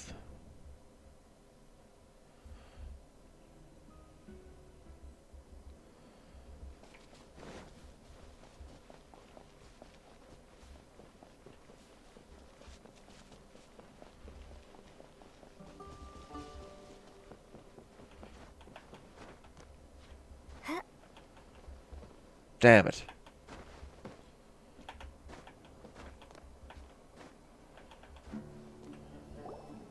Oh, you made it. Huh? What are they doing here? I gave them some technical work to do. Ah, it's the scribe. And is that the traveler I see? How's the work going? Ah, yes! We have fixed the devices according to your instructions. One of them is already ready for use, while the others are still under repair. Aren't those devices for can knowledge extraction? What are you doing with those? Look here. Huh? More can knowledge? Are you going to put more weird stuff into her head again? What's that look on your face? Are you scared? Paimon's a little scared, but very, very furious! That's an interesting response. Anyway, we're not going to use this just yet. As I mentioned during the meeting, this knowledge capsule contains a decree I drew up in the past. The academia should also have their own copy. And according to the plan we just came up with, Traveler, I want you to record something into this capsule. Huh? Me? Do you believe we can save Lesser Lord Kusanali? Yes, I do. Good. Conviction is the most important part of all of this. Now, please get ready and put on this device. Are you gonna extract my conviction? Record our conviction into the knowledge capsule? Yes. I see what he's doing. He's gonna record our conviction, and then we're gonna upload it to the Akasha, and then we're gonna upload it to everyone else, and everyone's gonna have our conviction to save Lesser Lord Kusanali. Bam! Revolution. We all win. Happy days. Paimon is still really worried. I understand, but trust me, Paimon, this is something we have to do. It's best if you can do as I say. Because, to achieve this impossible task, it sounds like you'll need to fool your own heart first. Although it may feel like a trick, self-encouragement may be the most important tool we have. Paimon can see the point you're trying to make. I'm ready. Is he gonna show me wearing the helmet? Imagine this. We have orchestrated our plan and successfully rescued Lesser Lord Kusanali. As a result, we have changed Sumeru's entire political landscape. Everything went without a hitch, and everyone recognizes and praises our achievements. Sure. Okay. Now, open your eyes. Here. What's this? Read it out loud. Some stirring words have been written on the note. Although you don't quite understand the purpose of this recording, you still follow It's Al done. Haytham's instructions for the sake of the plan. It's done. What a fascinating experience. Is your head okay? Does anything hurt? I'm fine. It's just a recording. There should be no negative effects. But what was the point of doing this? Paimon doesn't get it. And that's perfectly fine. In any case, these capsules aren't meant to be used by you. Huh? What do you mean? Have you forgotten? Our plan needs to account for those who have long relied on the Akasha. You may find it hard to believe, but for those people, everything the Akasha transmits to them is nothing short of absolute truth. Imagine if you've been using a device like the Akasha since the day you were born, and this device has always supported you during times of need. After all that time, what do you think you'd become? A fool? A machine? A sheep. A slave to orders. Yep. And that's why rules are so important. In addition, those who understand the rules can delineate boundaries and identify gray areas. But why would you need to identify the gray areas? You could say that those kinds of ambiguous zones can be very interesting. One might even say they're advantageous in the right hands. Things you're interested in are really out there. Are all Sumeru scholars like this? I mean, I have no idea. Anyway, that's enough chit-chat. I'm going to take those two to work on some small projects. You can head to Caravan Rebot and start preparing for the next step. Small projects? We're going to tinker with the Akasha terminal and make a few modifications.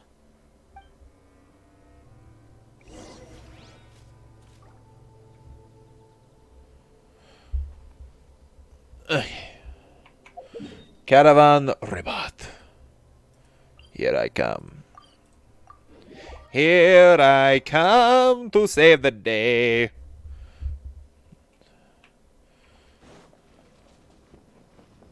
Oreo. Hi. Hi, sweetheart. I thought we agreed on a plan. How can you go back on your word? The plan is too radical and carries a high risk for casualties. I've given it a lot of thought.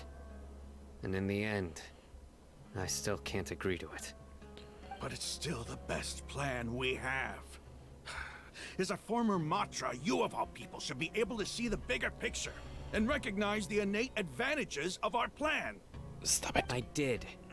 And that's how I saw the danger behind these so-called advantages. Al-Haytham's plan is even more radical than I imagined. Huh?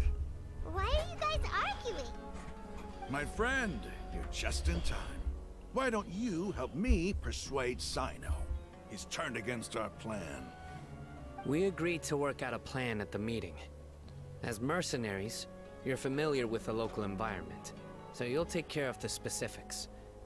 But then, you went to Al-Haytham for suggestions. Had I known Al-Haytham would give you those kinds of suggestions, I would not have agreed to the plan. Look, you already know that we're all on the same side here, don't you? Mercenaries place a lot of importance on their bonds of friendship, but also will not hesitate to make sacrifices if they deem the situation to be sufficiently dire. I'm sorry, but as things stand, I can't accept your principles. Seems you really do understand the ways of the desert. Traveler, Paimon, this is also something you should know. Okay. Ramon's plan is to have me work with the Caravan Rebot guards in my capacity as a Matra. We will arrest the mercenaries and escort them into Sumeru City. Okay. Wait, how can we work with the guards? We can't get through that wall easily, remember? Caravan Rebot would never let so many unregistered members of the Eremites enter Sumeru City. My plan will clear us of any possible suspicion, and also let us enter the city as a big group. There is no better way. That also sounds like something Al-Haytham told you. Am I right? Doesn't Al-Haytham know how dangerous this plan is? Of course he does. He told me, there is no perfect plan, but this can get the job done. He also said that with the help of Sino and the Traveler, our chance of success would increase significantly. I never blindly trust anyone, and I've always had a good eye for people. I think he made a number of valid points. It's my own choice to trust you. If I make the arrests alone, I can control myself and prevent you from getting hurt. But I can't guarantee that kind of discipline from the guards. To make the whole thing more convincing, you'll need to resist to some degree. Casualties are inevitable once push comes to shove. I'm okay with the deaths of enemies. But now that we're allies, I'm against the meaningless loss of our own. I can't believe a Matra would actually care about us. I've lived a hard life, and I can say that people like you are hard to come by. I've always treated my allies with honesty and respect. They have the right to know important things like this. Now you're making this hard for me. Hey, is there something we can do to help? I can help. I know what I'm doing. I knew you would say that. We can help fight some of the mercenaries, which should reduce the number of times you'll have to struggle directly with the guards. That should help at least a little bit. We should respect the determination of Rahman and his comrades. Sino, on behalf of my people, I thank you for your kindness. But this is a mission we cannot turn our backs on. We strongly value the lives of our friends, but the goal we are about to achieve is even more important. We have no fear of casualties, because we crave the spoils of victory. So please, lend us your support. We will show you the determination of us desert dwellers. Well, now that you've put it that way, I can no longer refuse. But remember, you need to follow the plan and not do anything reckless. Candace made it very clear that we can only achieve our goals if we can ensure our safety. Since you and I both recognize the significance of this operation, there should be no more animosity between the followers of the Dendro Archon and those of King Deshret. Everyone's life is equally important. Okay, you have a deal. Let's do this for our shared dream. Wait, are we doing the plan now? Wait, are we doing the plan now? Stop it. The guards should be stationed in the courtyard nearby. You can find them there. Help! Help! Arabites! Oh no!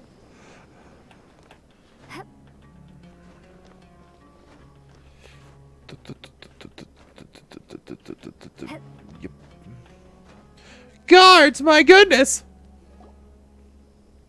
Guards! General Mahamatra! To what do we owe the honor? Keep your voice down. This is a secret operation. I'm going to arrest a large criminal gang near this location. According to the Academia's Guide and Regulations on Secret Operations, I have the right to ask for the cooperation of Caravan Rebot. Ah, of course, of course. Mahamatra Sino's order is the Academia's order. Just let us know what you need. But who exactly are you planning to arrest, and how many people are you expecting? Depending on the scale of this operation, we may need to report it to our superiors. About 20. They're a squad of Eremites whose number is comparable to Ain el Akmar in Port Ormos. They're involved in the theft and resale of supplies from the Academia. As many as Ain el Akmar? This should definitely be classified as a joint operation. Then I suggest that you report this to your superiors as soon as possible, and treat it as a top priority desert operation. I will need personnel. Got it. Please wait a moment. I'll contact them immediately. You look so commanding when you work. Because this is work. You're much more friendlier to us. Because I trust you.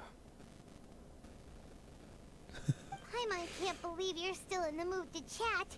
This whole thing has Paimon scared stiff. Aren't you even a little worried? What if these guards already know that you have betrayed the Academia and are no longer their General Mahamatra? Even if that guard doesn't know, their superiors might, right? We discussed this. Oreo, remember? why do you do this to me? The caravan rebot operation is of great importance.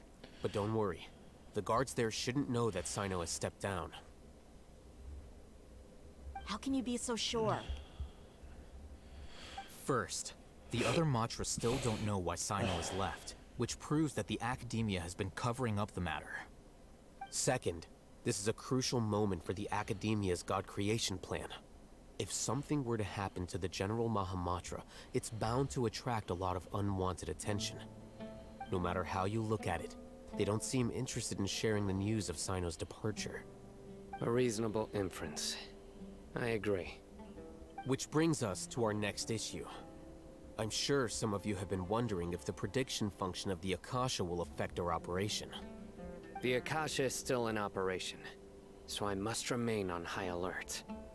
Actually, considering the power of the Akasha, it's quite strange that it hasn't already tried to interfere with my actions.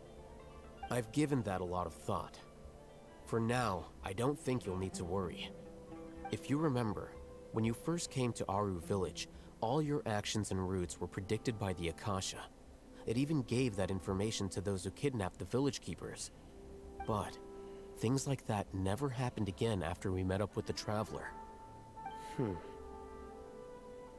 That's true. But why? It's because I'm an unknown variable, motherfuckers. It can't predict what it doesn't know. Look at it from a different angle. Why do you think the Akasha will predict your actions? Because my personal data has been entered into the Akasha. That's true, but the key to this question is, how well can the Akasha make predictions about a person?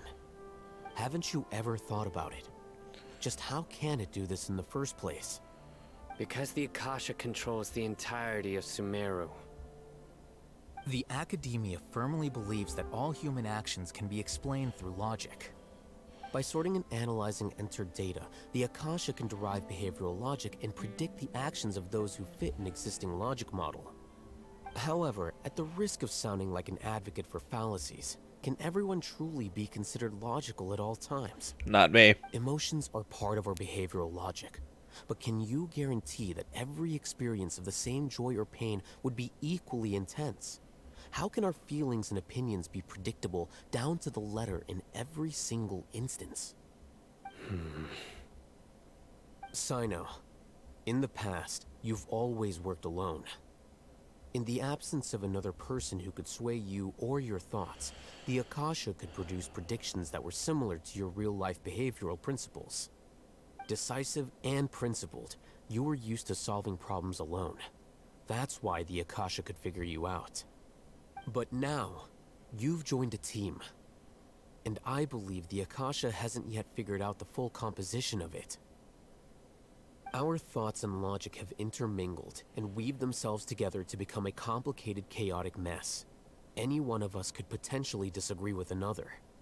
The Akasha lacks data on these interactions, and it's impossible for it to predict your actions in the future based on your decisions in the past. After all, there's probably a limit to just how much we can be modeled or controlled by data. So, in my opinion, you're probably safe for now. Makes sense to me. I agree. The Akasha is not alive, and I don't think we can be completely controlled by something without a mind of its own. Is that so? I guess there are things that even the Akasha cannot calculate, and people will not be forever trapped by the past. I'm so glad that this is settled. Next time, pay attention during our meetings. Will do. I'm confident that we can do this. We got this! Just remember to stay vigilant. Footsteps! General Mahamatra, We were not expecting your presence here. I'm the security officer of the Grand Deshret Desert District. My name is Luxembarbo. This is my assistant, the Traveler. She will be working with me. The construct next to her is for her work. Construct? Beep! Construct! Beep! What a great honor to meet you. Your golden hair is as bright as the sun. And, is this the latest technology from the Academia? Nice to meet you too. Have you made a decision regarding the matter I mentioned to your subordinate? It seems to be a dire situation, so of course you will have our full cooperation. To be perfectly honest, I've always longed to go on a mission with someone as well known as yourself. There's no need for flattery. Yes, sir. Take your most elite platoon and follow me to the eastern side of the district. We will carry out the operation there. Understood. Map. Map. Hurry, bring the map. The guard immediately brings over a map. Sino circles the location of In the 2 operations days, on it. We will engage Rahman's Eremites and capture all of them. Any questions about the time or location? None at all, sir. Good. See you then. Yes, sir.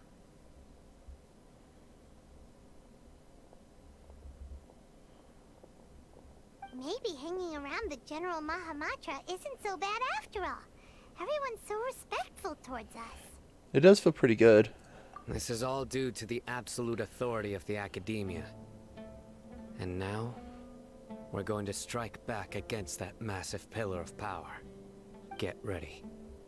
We will move out in 2 days. 2 days.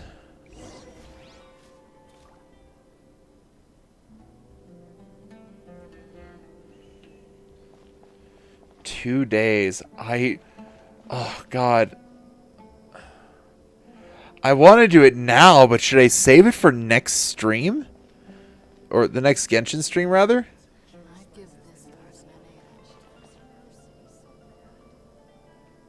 I don't know. I don't know, man.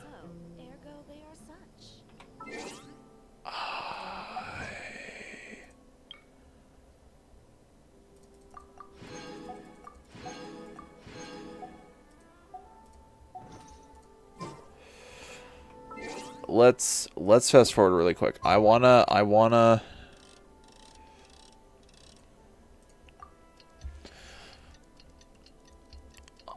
see this tonight. But I can't push my luck too far just because I do have some other stuff I have to do after the stream.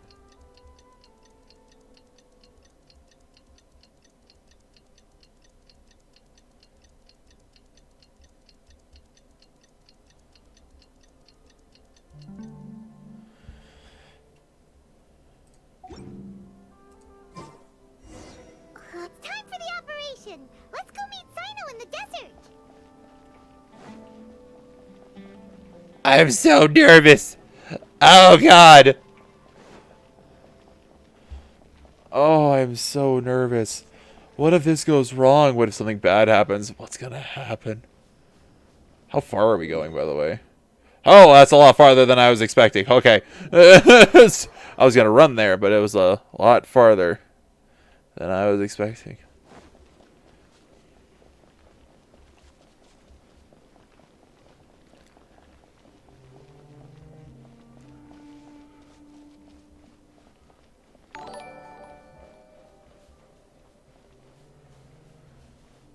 Teaching. Oh! Hey, Teach. It's been a bit. How are you? Thank you for the raid. I appreciate it. Welcome, everyone, to the tavern. Hope you all are doing well today. We're about to do some... It's going alright. I'm about to kick some business off, and boy, oh boy, am I nervous. Also, we had some, like, big lore drops earlier in the stream, and I'm just like... I'm terrified. How was your stream today, Teach?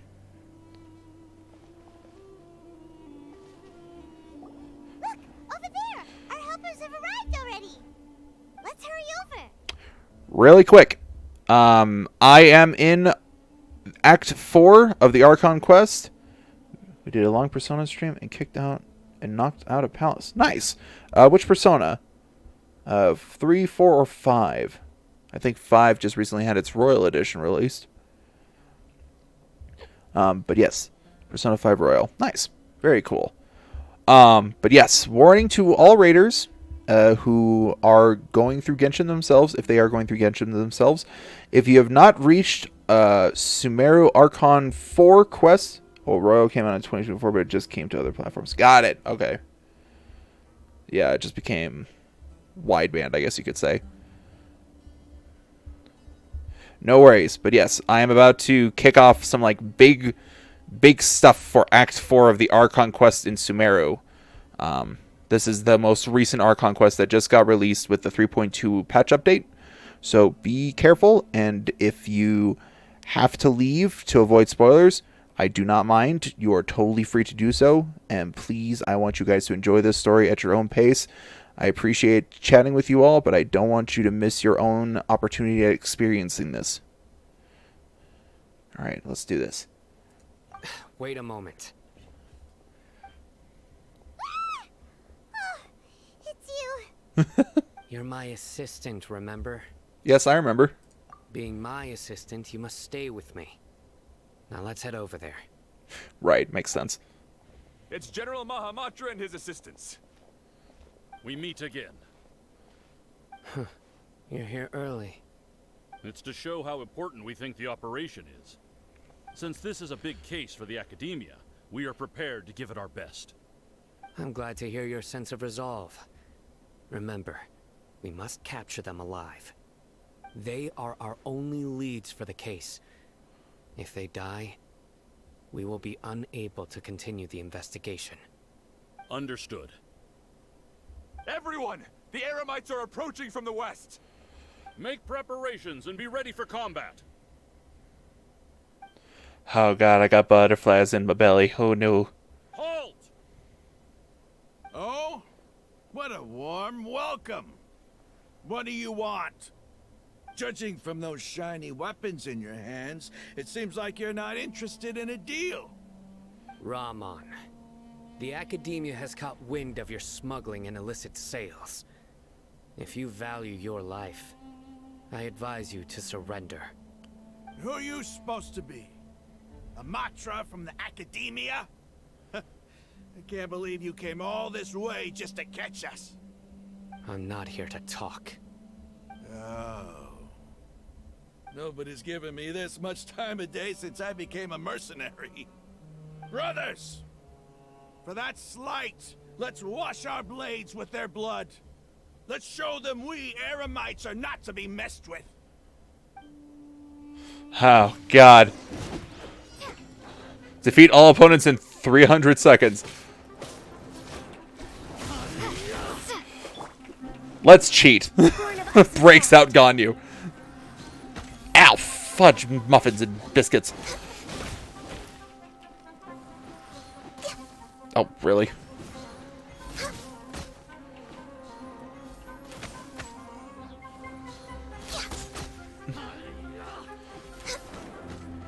Rahman, I'm sorry. I'll cook you something later. Where the... Holy shite! They went right behind me. No touching. Propagate. Boba, get them.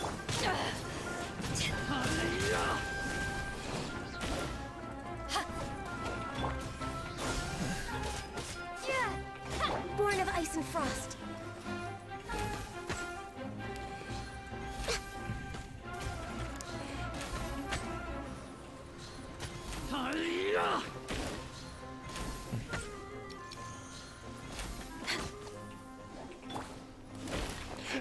Dude, you missed that so badly. How did you miss that?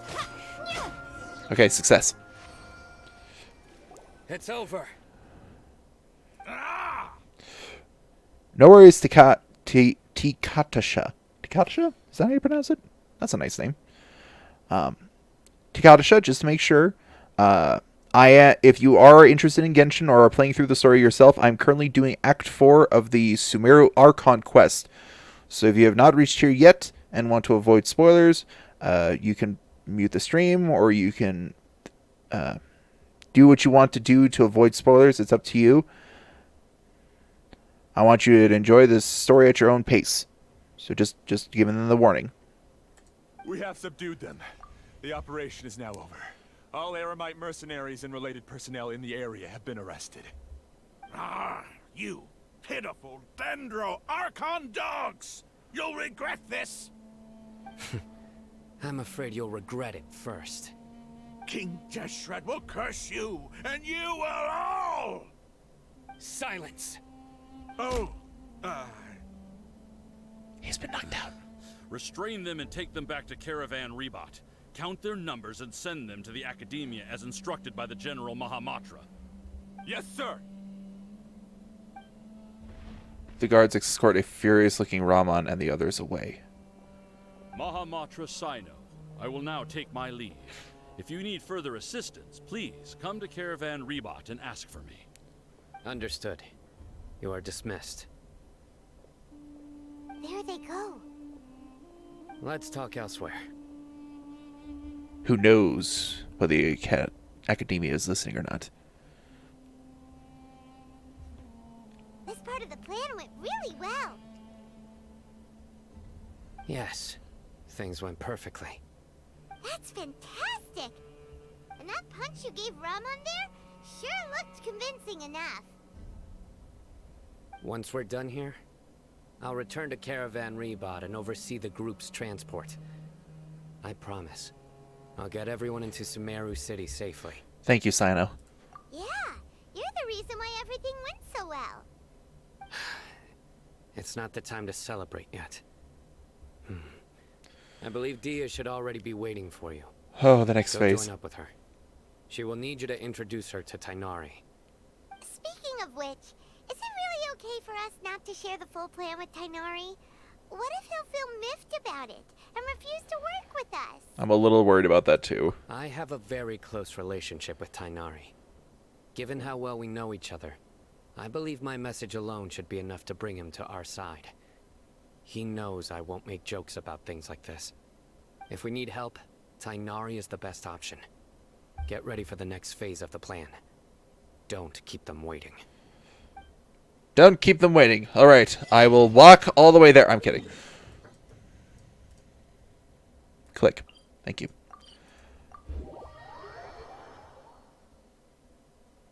As by a god's side. Dehya. Man, I really wish Dehya will be released someday. Dehya, we're here! It's about time. Didn't you say our part of the plan is the most important of all? And here you come rolling in late. Sorry. In the time it took you to get here, I already did 5 laps around the place, downed 7 drinks, and even did some clothes shopping. Sorry. We didn't mean to keep you waiting. I just wanted to fix your attitude and rub it in a little. After all, you took your sweet time getting here, and we've got important stuff to take care of. Sorry, this situation was a bit tricky. I just like seeing that serious look on your face. Alright, I'll stop. All joking aside, I'm glad you're here. Let's get moving and take care of this as soon as possible. But where should we start? Our responsibility is to get a status update on the Fatui Harbinger known as the Doctor. We need to make sure he won't get in our way when we rescue Lesser Lord Kusanali. Dealing with an institution that controls all of Sumeru is already hard enough. If the Doctor were to crash the party, it would be next to impossible for us to achieve our goals. Yeah, we sure don't want him showing up. Ooh, he really gives Paimon the creeps. Just a note for everyone. I'm pretty sure that the Doctor is the second Fatui Harbinger. I can't quite remember. But, yeah, that's pleasant. Right? Hearing his name just reminds me of those stuffy old geezers in the Academia. I'd rather not have to deal with someone like that. So what should we do? According to the plan, we should first go to Pardis Di and ask for Forest Watcher Tighnari. If all Hatham and Sino's sources are solid, then we can be sure that Tighnari still has the Academia's trust. So, we'll find Tighnari and convince him to get us the latest intel on the Doctor. Then, depending on what we learn, we'll make any necessary adjustments to our plan. The sages have placed spies everywhere on the other side of the wall. I'll follow you as a bodyguard. I didn't expect you to become my bodyguard. How much do I have to pay you? Because I have the moolah. I have like 6 million mora. You should be honored. I don't offer my services to just anyone you know. But Paimon thought mercenaries would do anything for Mora. That's certainly true. But when multiple employers are vying for your services, you should always go with the best offer. Let's see. If I were to charge you a bill, I guess I can apply a discount. How much more do you want? Paimon's not sure we can afford it. Paimon, we can afford it. We can afford it. Trust me. How much do I want? Hey, how about paying me with a smile? What do you say? Oh! Oh, I love her even more! Oh, what a wonderful woman. I haven't seen you smiling much recently. If you ask me, someone like you must look lovely when they smile. Oh, my heart. Come on, give me a smile so that I can be less worried. Oh! It's such an innocent look and I love it. Oh, thank you, Dehya. Oh, what a fantastic lady. Looking good. I hope this pretty smile will become our lucky charm. There are many kinds of smiles, but only a truly joyous one can bring blessings to others. Let's consider this smile a down payment for our future victory. Let's go. It's time to pay a visit to Party's DI. I wasn't ready for that. I wasn't ready for that level of cute. God damn. Anyway.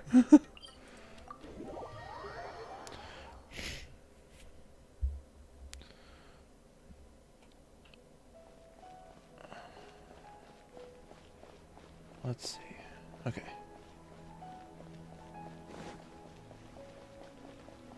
He's over there. Let's go say hi. Hello, Tainari. How have you been? Tainari! Ah, Traveler, Paimon. And you are? Long time no see. Hey there. This is our friend Dehya. She's an Aramite mercenary. A mercenary? You must have some big news for me. Tainari, we wanted to ask you about something. It's something really important. Please help us out. All right, then follow me.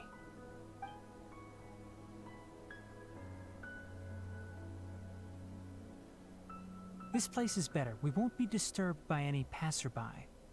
Okay, what is this important thing you want to ask me? Have you ever met the Doctor? Doctor Who? No. I want to know where he is. The Doctor, huh?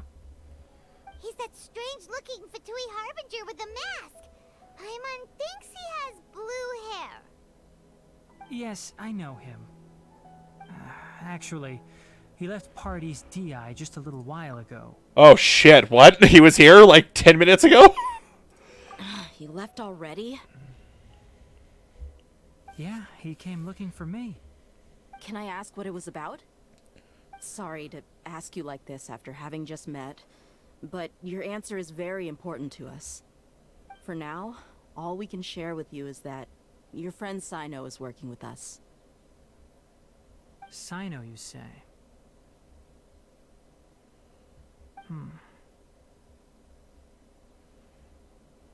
I see. So that's why he hasn't been at the academia. Okay. I will answer your questions and will assist you any way I can. You don't have to tell me everything that's happened. Cyno's name really does work wonders. You're not even a little worried that we might have made it all up? Despite having just met you, I can sense that you're the serious type. Between you, the Traveler, and Cyno, none of you strike me as the type that would conspire to deceive me. You don't need to tell me anything you don't want to. I'll also get straight to the point. The Harbinger you mentioned came to me because he wanted to take the scholar Hypatia away with him. Oh, bitch. No. Hypatia? Why would he want her? He wants her divine knowledge. And what do you mean by take away? Is he planning to leave Sumeru? Yes. He told me his return to Snezhnaya is imminent.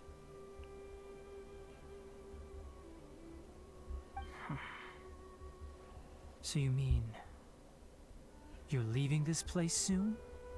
Indeed. Otherwise, we could have perhaps talked a little more. I was just about to set out when I remembered something important. To that end, I made a final trip to Pardis Di. Let me ask, have you been taking care of a scholar by the name of Hypatia?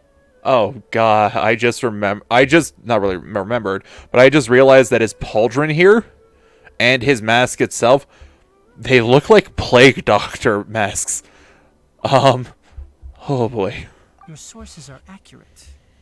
No doubt because you recruited many informants. But you're right. Hypatia has indeed been receiving treatment from me. Forgive me for asking, but how's the treatment coming along? Given the way you're asking, I assume you have something to say. Since you asked, I'll be frank. I would like to take Hypatia to Snezhnaya. It's incredibly difficult to transfer a patient. As a scholar yourself, shouldn't you at least be aware of this? Oh? I can't believe your utter lack of faith in me, to the point of even questioning my general level of knowledge. How unbefitting. Well, you're the only one who's ever made such a request. I have my ways of keeping her safe during the journey. In addition, I can also promise that under my care, Hypatia will receive the most advanced and effective treatment. I will personally supervise her treatment and see to her recovery. Would that be agreeable to you? No. Hypatia was born in Sumeru and remains a scholar of the Academia. Her situation has not become dire enough to necessitate her transfer to another nation. Transporting her to Snezhnaya is risky, and the potential benefits are unknown. As the person currently responsible for her treatment, I cannot possibly sign off on this transfer. Your suggestion is rude and reckless. I'll pass. You go, Tainari. I don't know much about the doctor, but after talking with him, I realized that, just like many other scholars, he possesses an aura of arrogance that I've come to detest. It's not so much that he's looking down on others, but more that he's so confident in himself and his abilities, to a point of near insanity. I would never refer a patient to someone like him.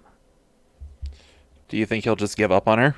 I prepared myself for a protracted battle of wits, and was really surprised to see him just give up on the topic. Still, his reaction really concerned me.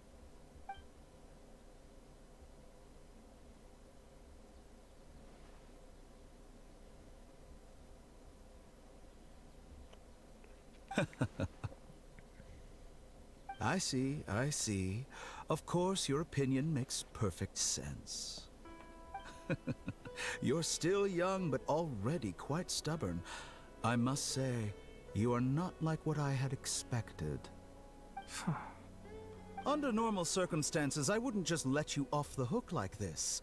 But unfortunately, I'm in a hurry today, what with Her Most Noble Majesty the Tsaritsa calling for our return.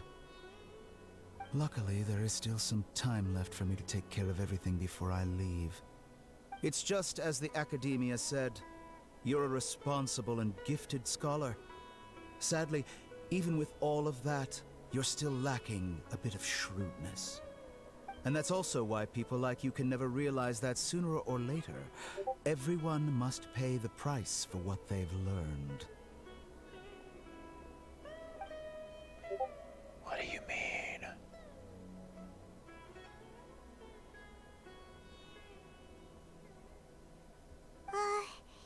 Paimon can't help but feel like he's hinting at something unpleasant. He asked a question, yet didn't care for my answer. Perhaps I'm nothing but a talking rock in his eyes. He never came off as malicious, but an utter lack of compassion permeated throughout our conversation. From his tone, I can sense that he's always looked down on others. I can't believe he is actually leaving Sumeru. I can barely believe it myself. But if that's true, the situation will be in our favor. I don't think I missed any details. Frankly speaking, I don't want you to do anything too risky. Now that you know a little more, it should be easier for you to stay safe. Thank you for sharing the information with us, Tainari. Sorry we can't tell you everything. We appreciate that you helped us anyway. I won't forget your kindness. It's okay. I have an obligation to do so. To be perfectly honest, all of this may have started because of me. Eh?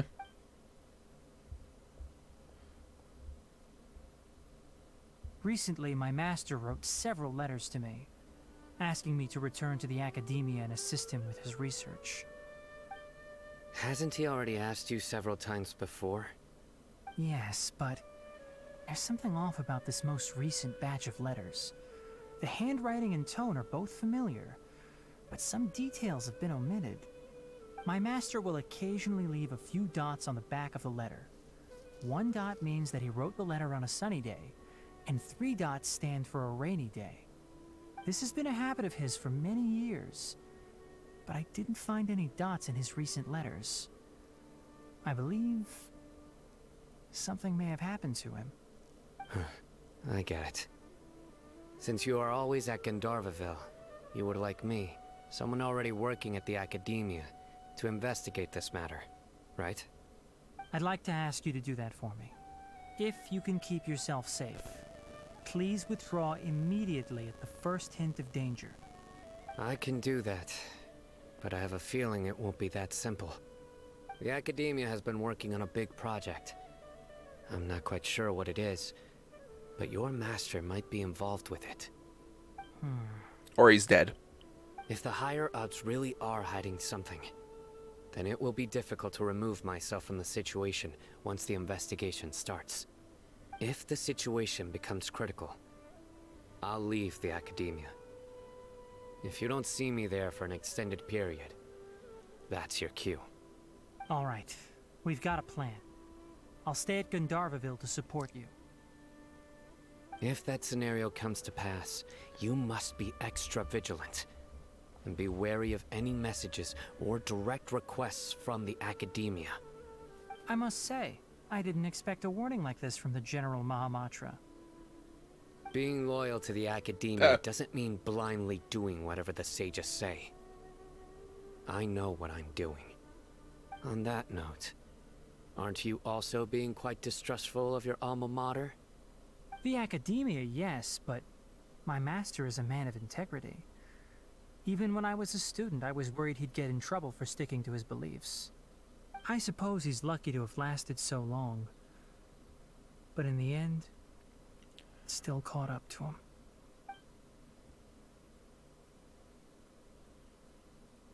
I see. So you noticed something was up with the academia from the very beginning. This may well be how Sino became involved in all this. In that case, I must keep my promise and help you however I can. Also, if you run into Sino again, please help me pass on a message to him. Trust your own senses and experiences. I think this may be something he needs to hear right now. Okay, we'll find a chance to tell him. Thanks. Right. Now let's go hunt down this harbinger. Oh god. Oh, by the way, which way did the doctor go when he left Pardis Di? Port Ramos? Gotcha. Thanks so much. We'll be on our way. See you later.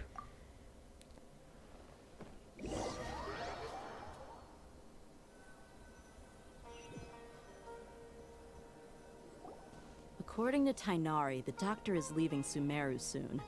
I want to check if the doctor was actually telling the truth.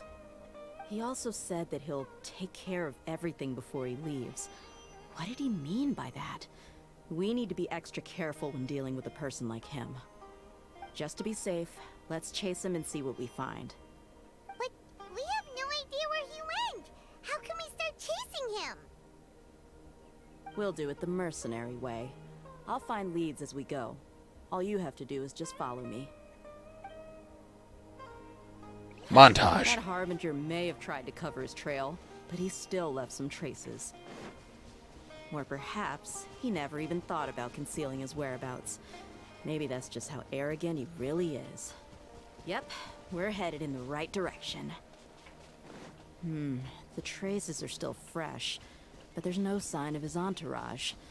Clearly, they're in a hurry. It's just as I thought.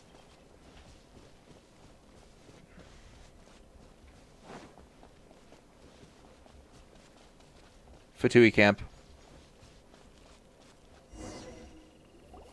We can stop here. I think I know where the doctor went. Also, since I am terrible,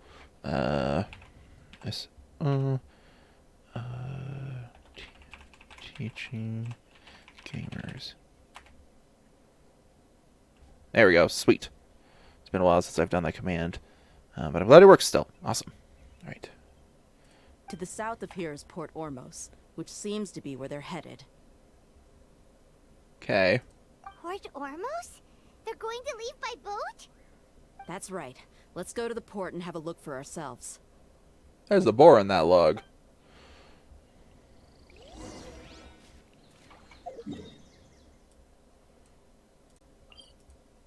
And thus I cheat with the magic of fast travel.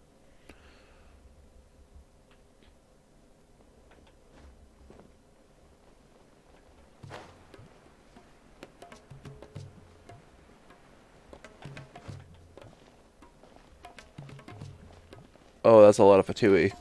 Oh, that is a lot of Fatui. Oh no. Look! Fatui soldiers! Thanks to Dehya's tracking skills, seems we found the right place. Shh! Don't draw their attention. The port is crawling with Fatui soldiers. Let's keep going and see what we can find. There's no way he's not gonna talk to us, right? It's a proper farewell ceremony for a Snezhnayan harbinger. The Lord Harbinger is leaving. I've still only seen him once or twice. I used to hold a position in our homeland, and back then, the doctor spoke in a very different way from the way he speaks now. Maybe the way people talk in Sumeru has rubbed off on him. It's always like that when you spend too long away from home.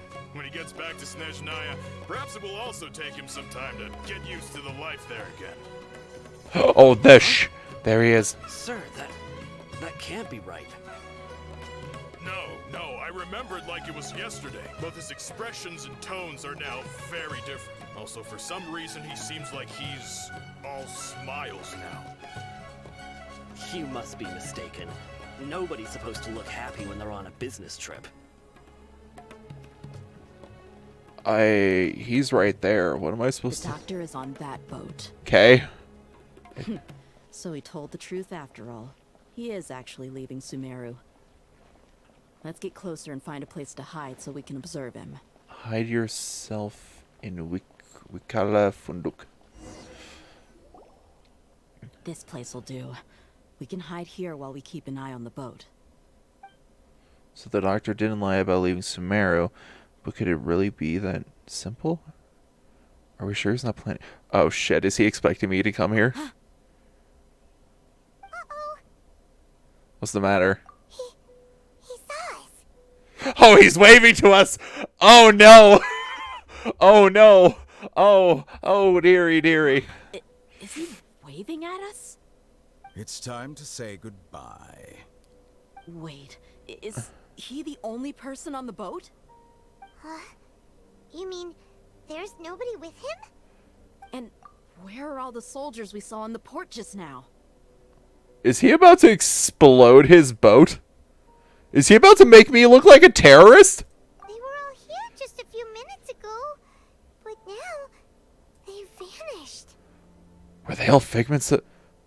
No, we're not wearing Akasha terminals. So this was a trap. But there's nobody around us. Wait, don't tell me that... Luckily, there is still some time left for me to take care of everything before I leave. The boat carrying the doctor sails out of the harbor. Oh no. He was planning to get our attention. It might be after Hypatia. Let's get back to Party's DI. Oh! What? Huh? What do you mean? Hypatia once connected her consciousness to the balladeer. I'm afraid that she's seen something that she wasn't supposed to see. If I were the Fatui, I would also try to take her away. And if I couldn't... They're gonna kill her. Oh no! Are you saying they're going to kill her? Let's go!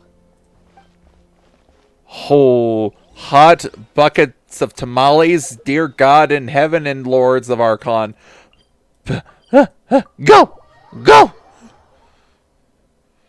I'm gonna be honest, I'm going far longer than I was anticipating. Paradis Dehya is not a place you Fatui can just show up and do as you please. I believe we've already made ourselves quite clear. Our superior gave us permission to search for and collect medicinal herbs in Paradis Dehya for research purposes. Show me your permits! But you've been in Sumeru for some time already. I find it coincidental that you chose to only come here today. Even the Grand Sage himself may not have the right to question our research, much less an ordinary scholar like yourself.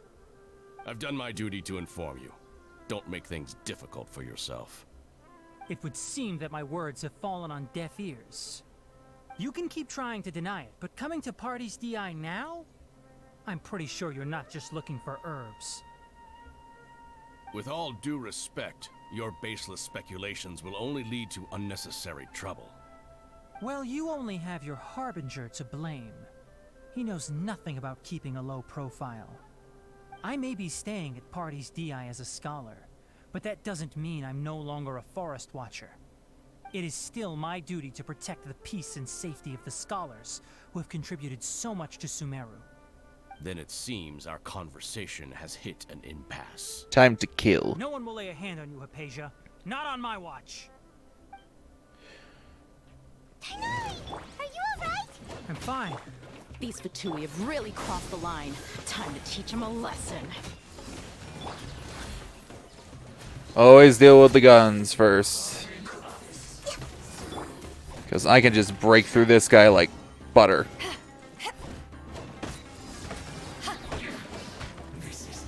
There's no use resisting. Give us Hypatia. Keep dreaming. Yeah, Tainari, beat him up! Oh, son of a bitch. The doctor's orders are absolute. Yeah? You've been someone's lapdog for so long that you don't know anything else now.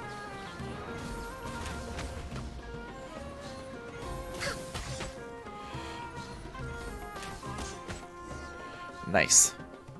Ripping through We're him. not getting anywhere. Traveler, Paimon, please go to Hypatia. We need to make sure they don't try to sneak around and attack from behind. And then we hear a scream. Got it!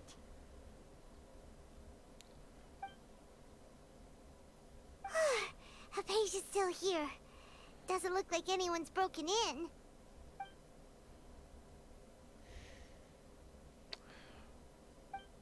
She appears unharmed, but why is she so still? She's just sleeping. Okay. Alright then. Well, how is she? Everything's fine. She's sound asleep. Oh, that's good.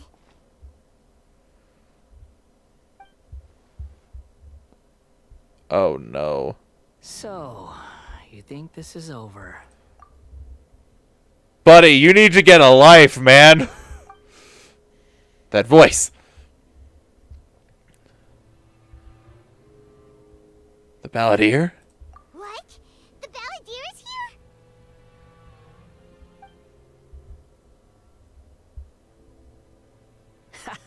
here? I've missed that look of abject horror. You've given me that look every time we meet. But, where is he? Paimon can't see him, so is he a spirit, a ghost? Wait. Is it because I made physical contact with Hypatia? Is the Balladeer in her consciousness? I can hear all of your thoughts, you know. Don't you remember? I already saw you the first time you came to Paradis Dehya and made contact with Hypatia. What did you do to her? I didn't need to do anything. It is her honor to be able to connect her consciousness with me. Who are you talking to? It can't be the Balladeer, right? That's impossible. I know you must be curious. I might as well tell you that I decided to enter Hypatia's consciousness the moment I sensed your touch. But why? I wanted to observe you on a fool's errand. Hey, Traveler! What are you doing? Paimon, please stay quiet for now. My deification is nearly complete. All that's left now are just some final details. Do you understand? Even if you manage to rescue Lesser Lord Kusanali, it will be impossible for you to defeat a bona fide god like me. Hey, guess what, punk? I've already defeated a couple gods. You don't mean shit to me. Thank you. Apologize for the language, everyone. Is it wise to force that childlike god into a divine battle against me? The Academy acted even faster than we thought. Scholars consider the God of Wisdom to be the sum total of their faith. It's how they can justify reverence for a god as they construct it. But this also shows that humanity's worship of gods is a combination of blasphemy and exaltation. It's truly laughable. If you can hear my thoughts, I want to ask you a question. Yes. What is it? You're acting more friendlier than usual, or am I mistaken? Yeah, I'm in a good mood, which is why I'm talking to you like this. But are you really okay with all this? What do you mean? The Academia plans to infuse your consciousness with divine knowledge capsules. That is extremely risky. Even if the Academia's theories are correct and you manage to gain the wisdom of a god, you would probably no longer remain yourself. You will become a new Greater Lord Rukkhadevata for the Academia. Even if it means losing yourself, would you still want to become a god? Those words almost make you sound like a friend who actually cares. But you're wrong. I'm different from all of you. I was born to become a god. My entire life up until this point has just been a meaningless routine. You were born because a woman was very depressed that she held her dying sisters in her arm. Sister. She tried to keep herself busy with her work, and you are what became of that. Just think about a sheet of paper. By itself, it holds no meaning. The content recorded on it is what gives it value. All I had recorded down before were some painful memories and boring human feelings. Such senseless drivel should have been erased a long time ago. Indeed, to me, the sight of you fools in your futile struggles is far more amusing. Tell me, just what has this world done for you to protect it with such zest and conviction? You wouldn't understand. After 500 years, you don't understand. I'm connected to your consciousness, so I can hear what you're thinking, and sense the depth of your determination. This is a good conversation we're having, so here's a word of advice. Let go of your misguided guardian complex. You know nothing about the truth.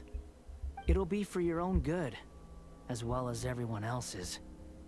Humans are a species that can only find bliss in ignorance. If that's truly what you believe, why did you keep your connection with Hypatia? Surely... Damn it. You've seen my affection for her. If you were in my position, I think you'd feel the same way. She peered into my consciousness and saw my past. Someone like that is qualified to become my first follower. All gods need followers. So Hypatia has been chosen. Her appearance heralds my imminent arrival at the throne of divinity, while her worship shall become my glory. Is that so? Also, buddy, you weren't alive during the Archon War. You were not alive at all for that, and that was a show of death. You're doubting me again? No matter. Soon, you'll know what kind of authority you're challenging. If you truly cherish your follower, you should protect her from harm. Who wants to hurt my devout follower? It seems the doctor does not wish for her to stay in Sumeru and continues receiving patient. The doctor wants to hurt my first follower? Doesn't that make you mad?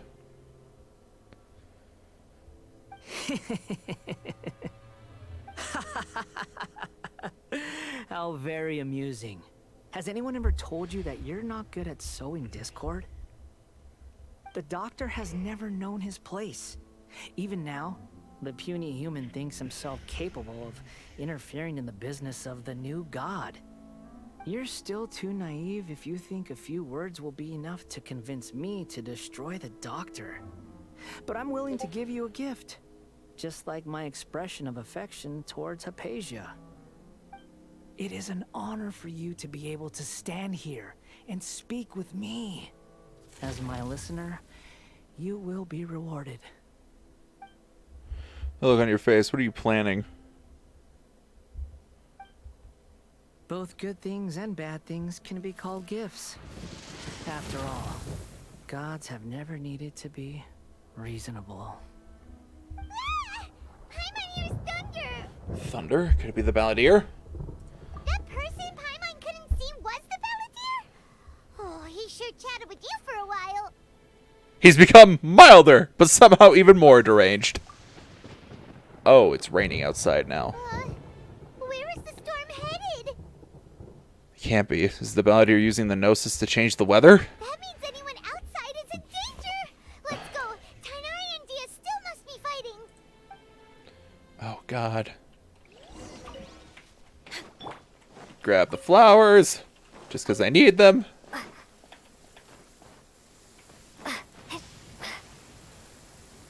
Oh, shit. Tighnari got struck. Oh, have the Fatui retreated? Tighnari and Dehya are over there. Hey, what happened to you? He's hurt. I'm fine. Don't move. I've seen Eremites get struck by lightning before. You need to rest. Struck by lightning? He's been thunderstruck! And just as things started looking grim, the weather suddenly became extremely strange. Lightning started attacking everyone, almost as if it were alive. Luckily, there were only two of us, and both of us were nimble enough to dodge most of the strikes. There were a lot of Fatui, though, and they were being torn to shreds by the bolts of lightning. With that, all the Fatui soldiers were forced to retreat. Your wound. I'm really sorry. Why are you sorry? I might have triggered the thunder and lightning. Huh. It's all right. I'm sure you also never expected this to happen. Don't blame yourself. My wound aside, you look like you've seen something unpleasant. Is Hypatia all right? She's okay for now, but I wanted to tell you something. Hey, didn't I tell you not to move? Just in case.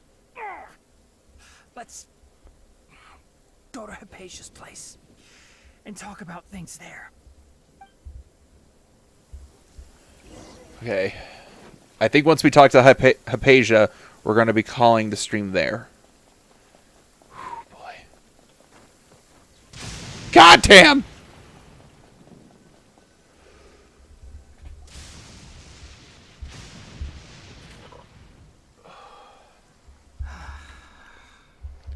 Thank goodness she's fine.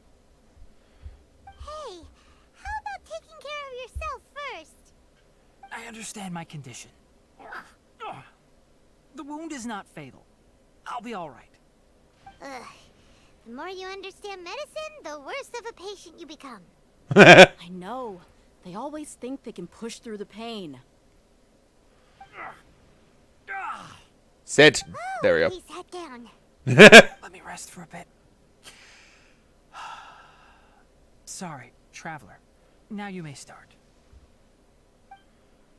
You recount everything from meeting the doctor at Port Ormos to your encounter with the Balladeer while checking up on Hypatia. So that's what you were talking to the Balladeer about?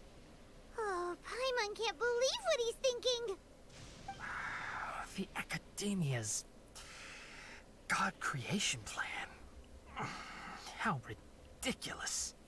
That sounds, ambitious, I guess? Anyway, this is all way beyond me.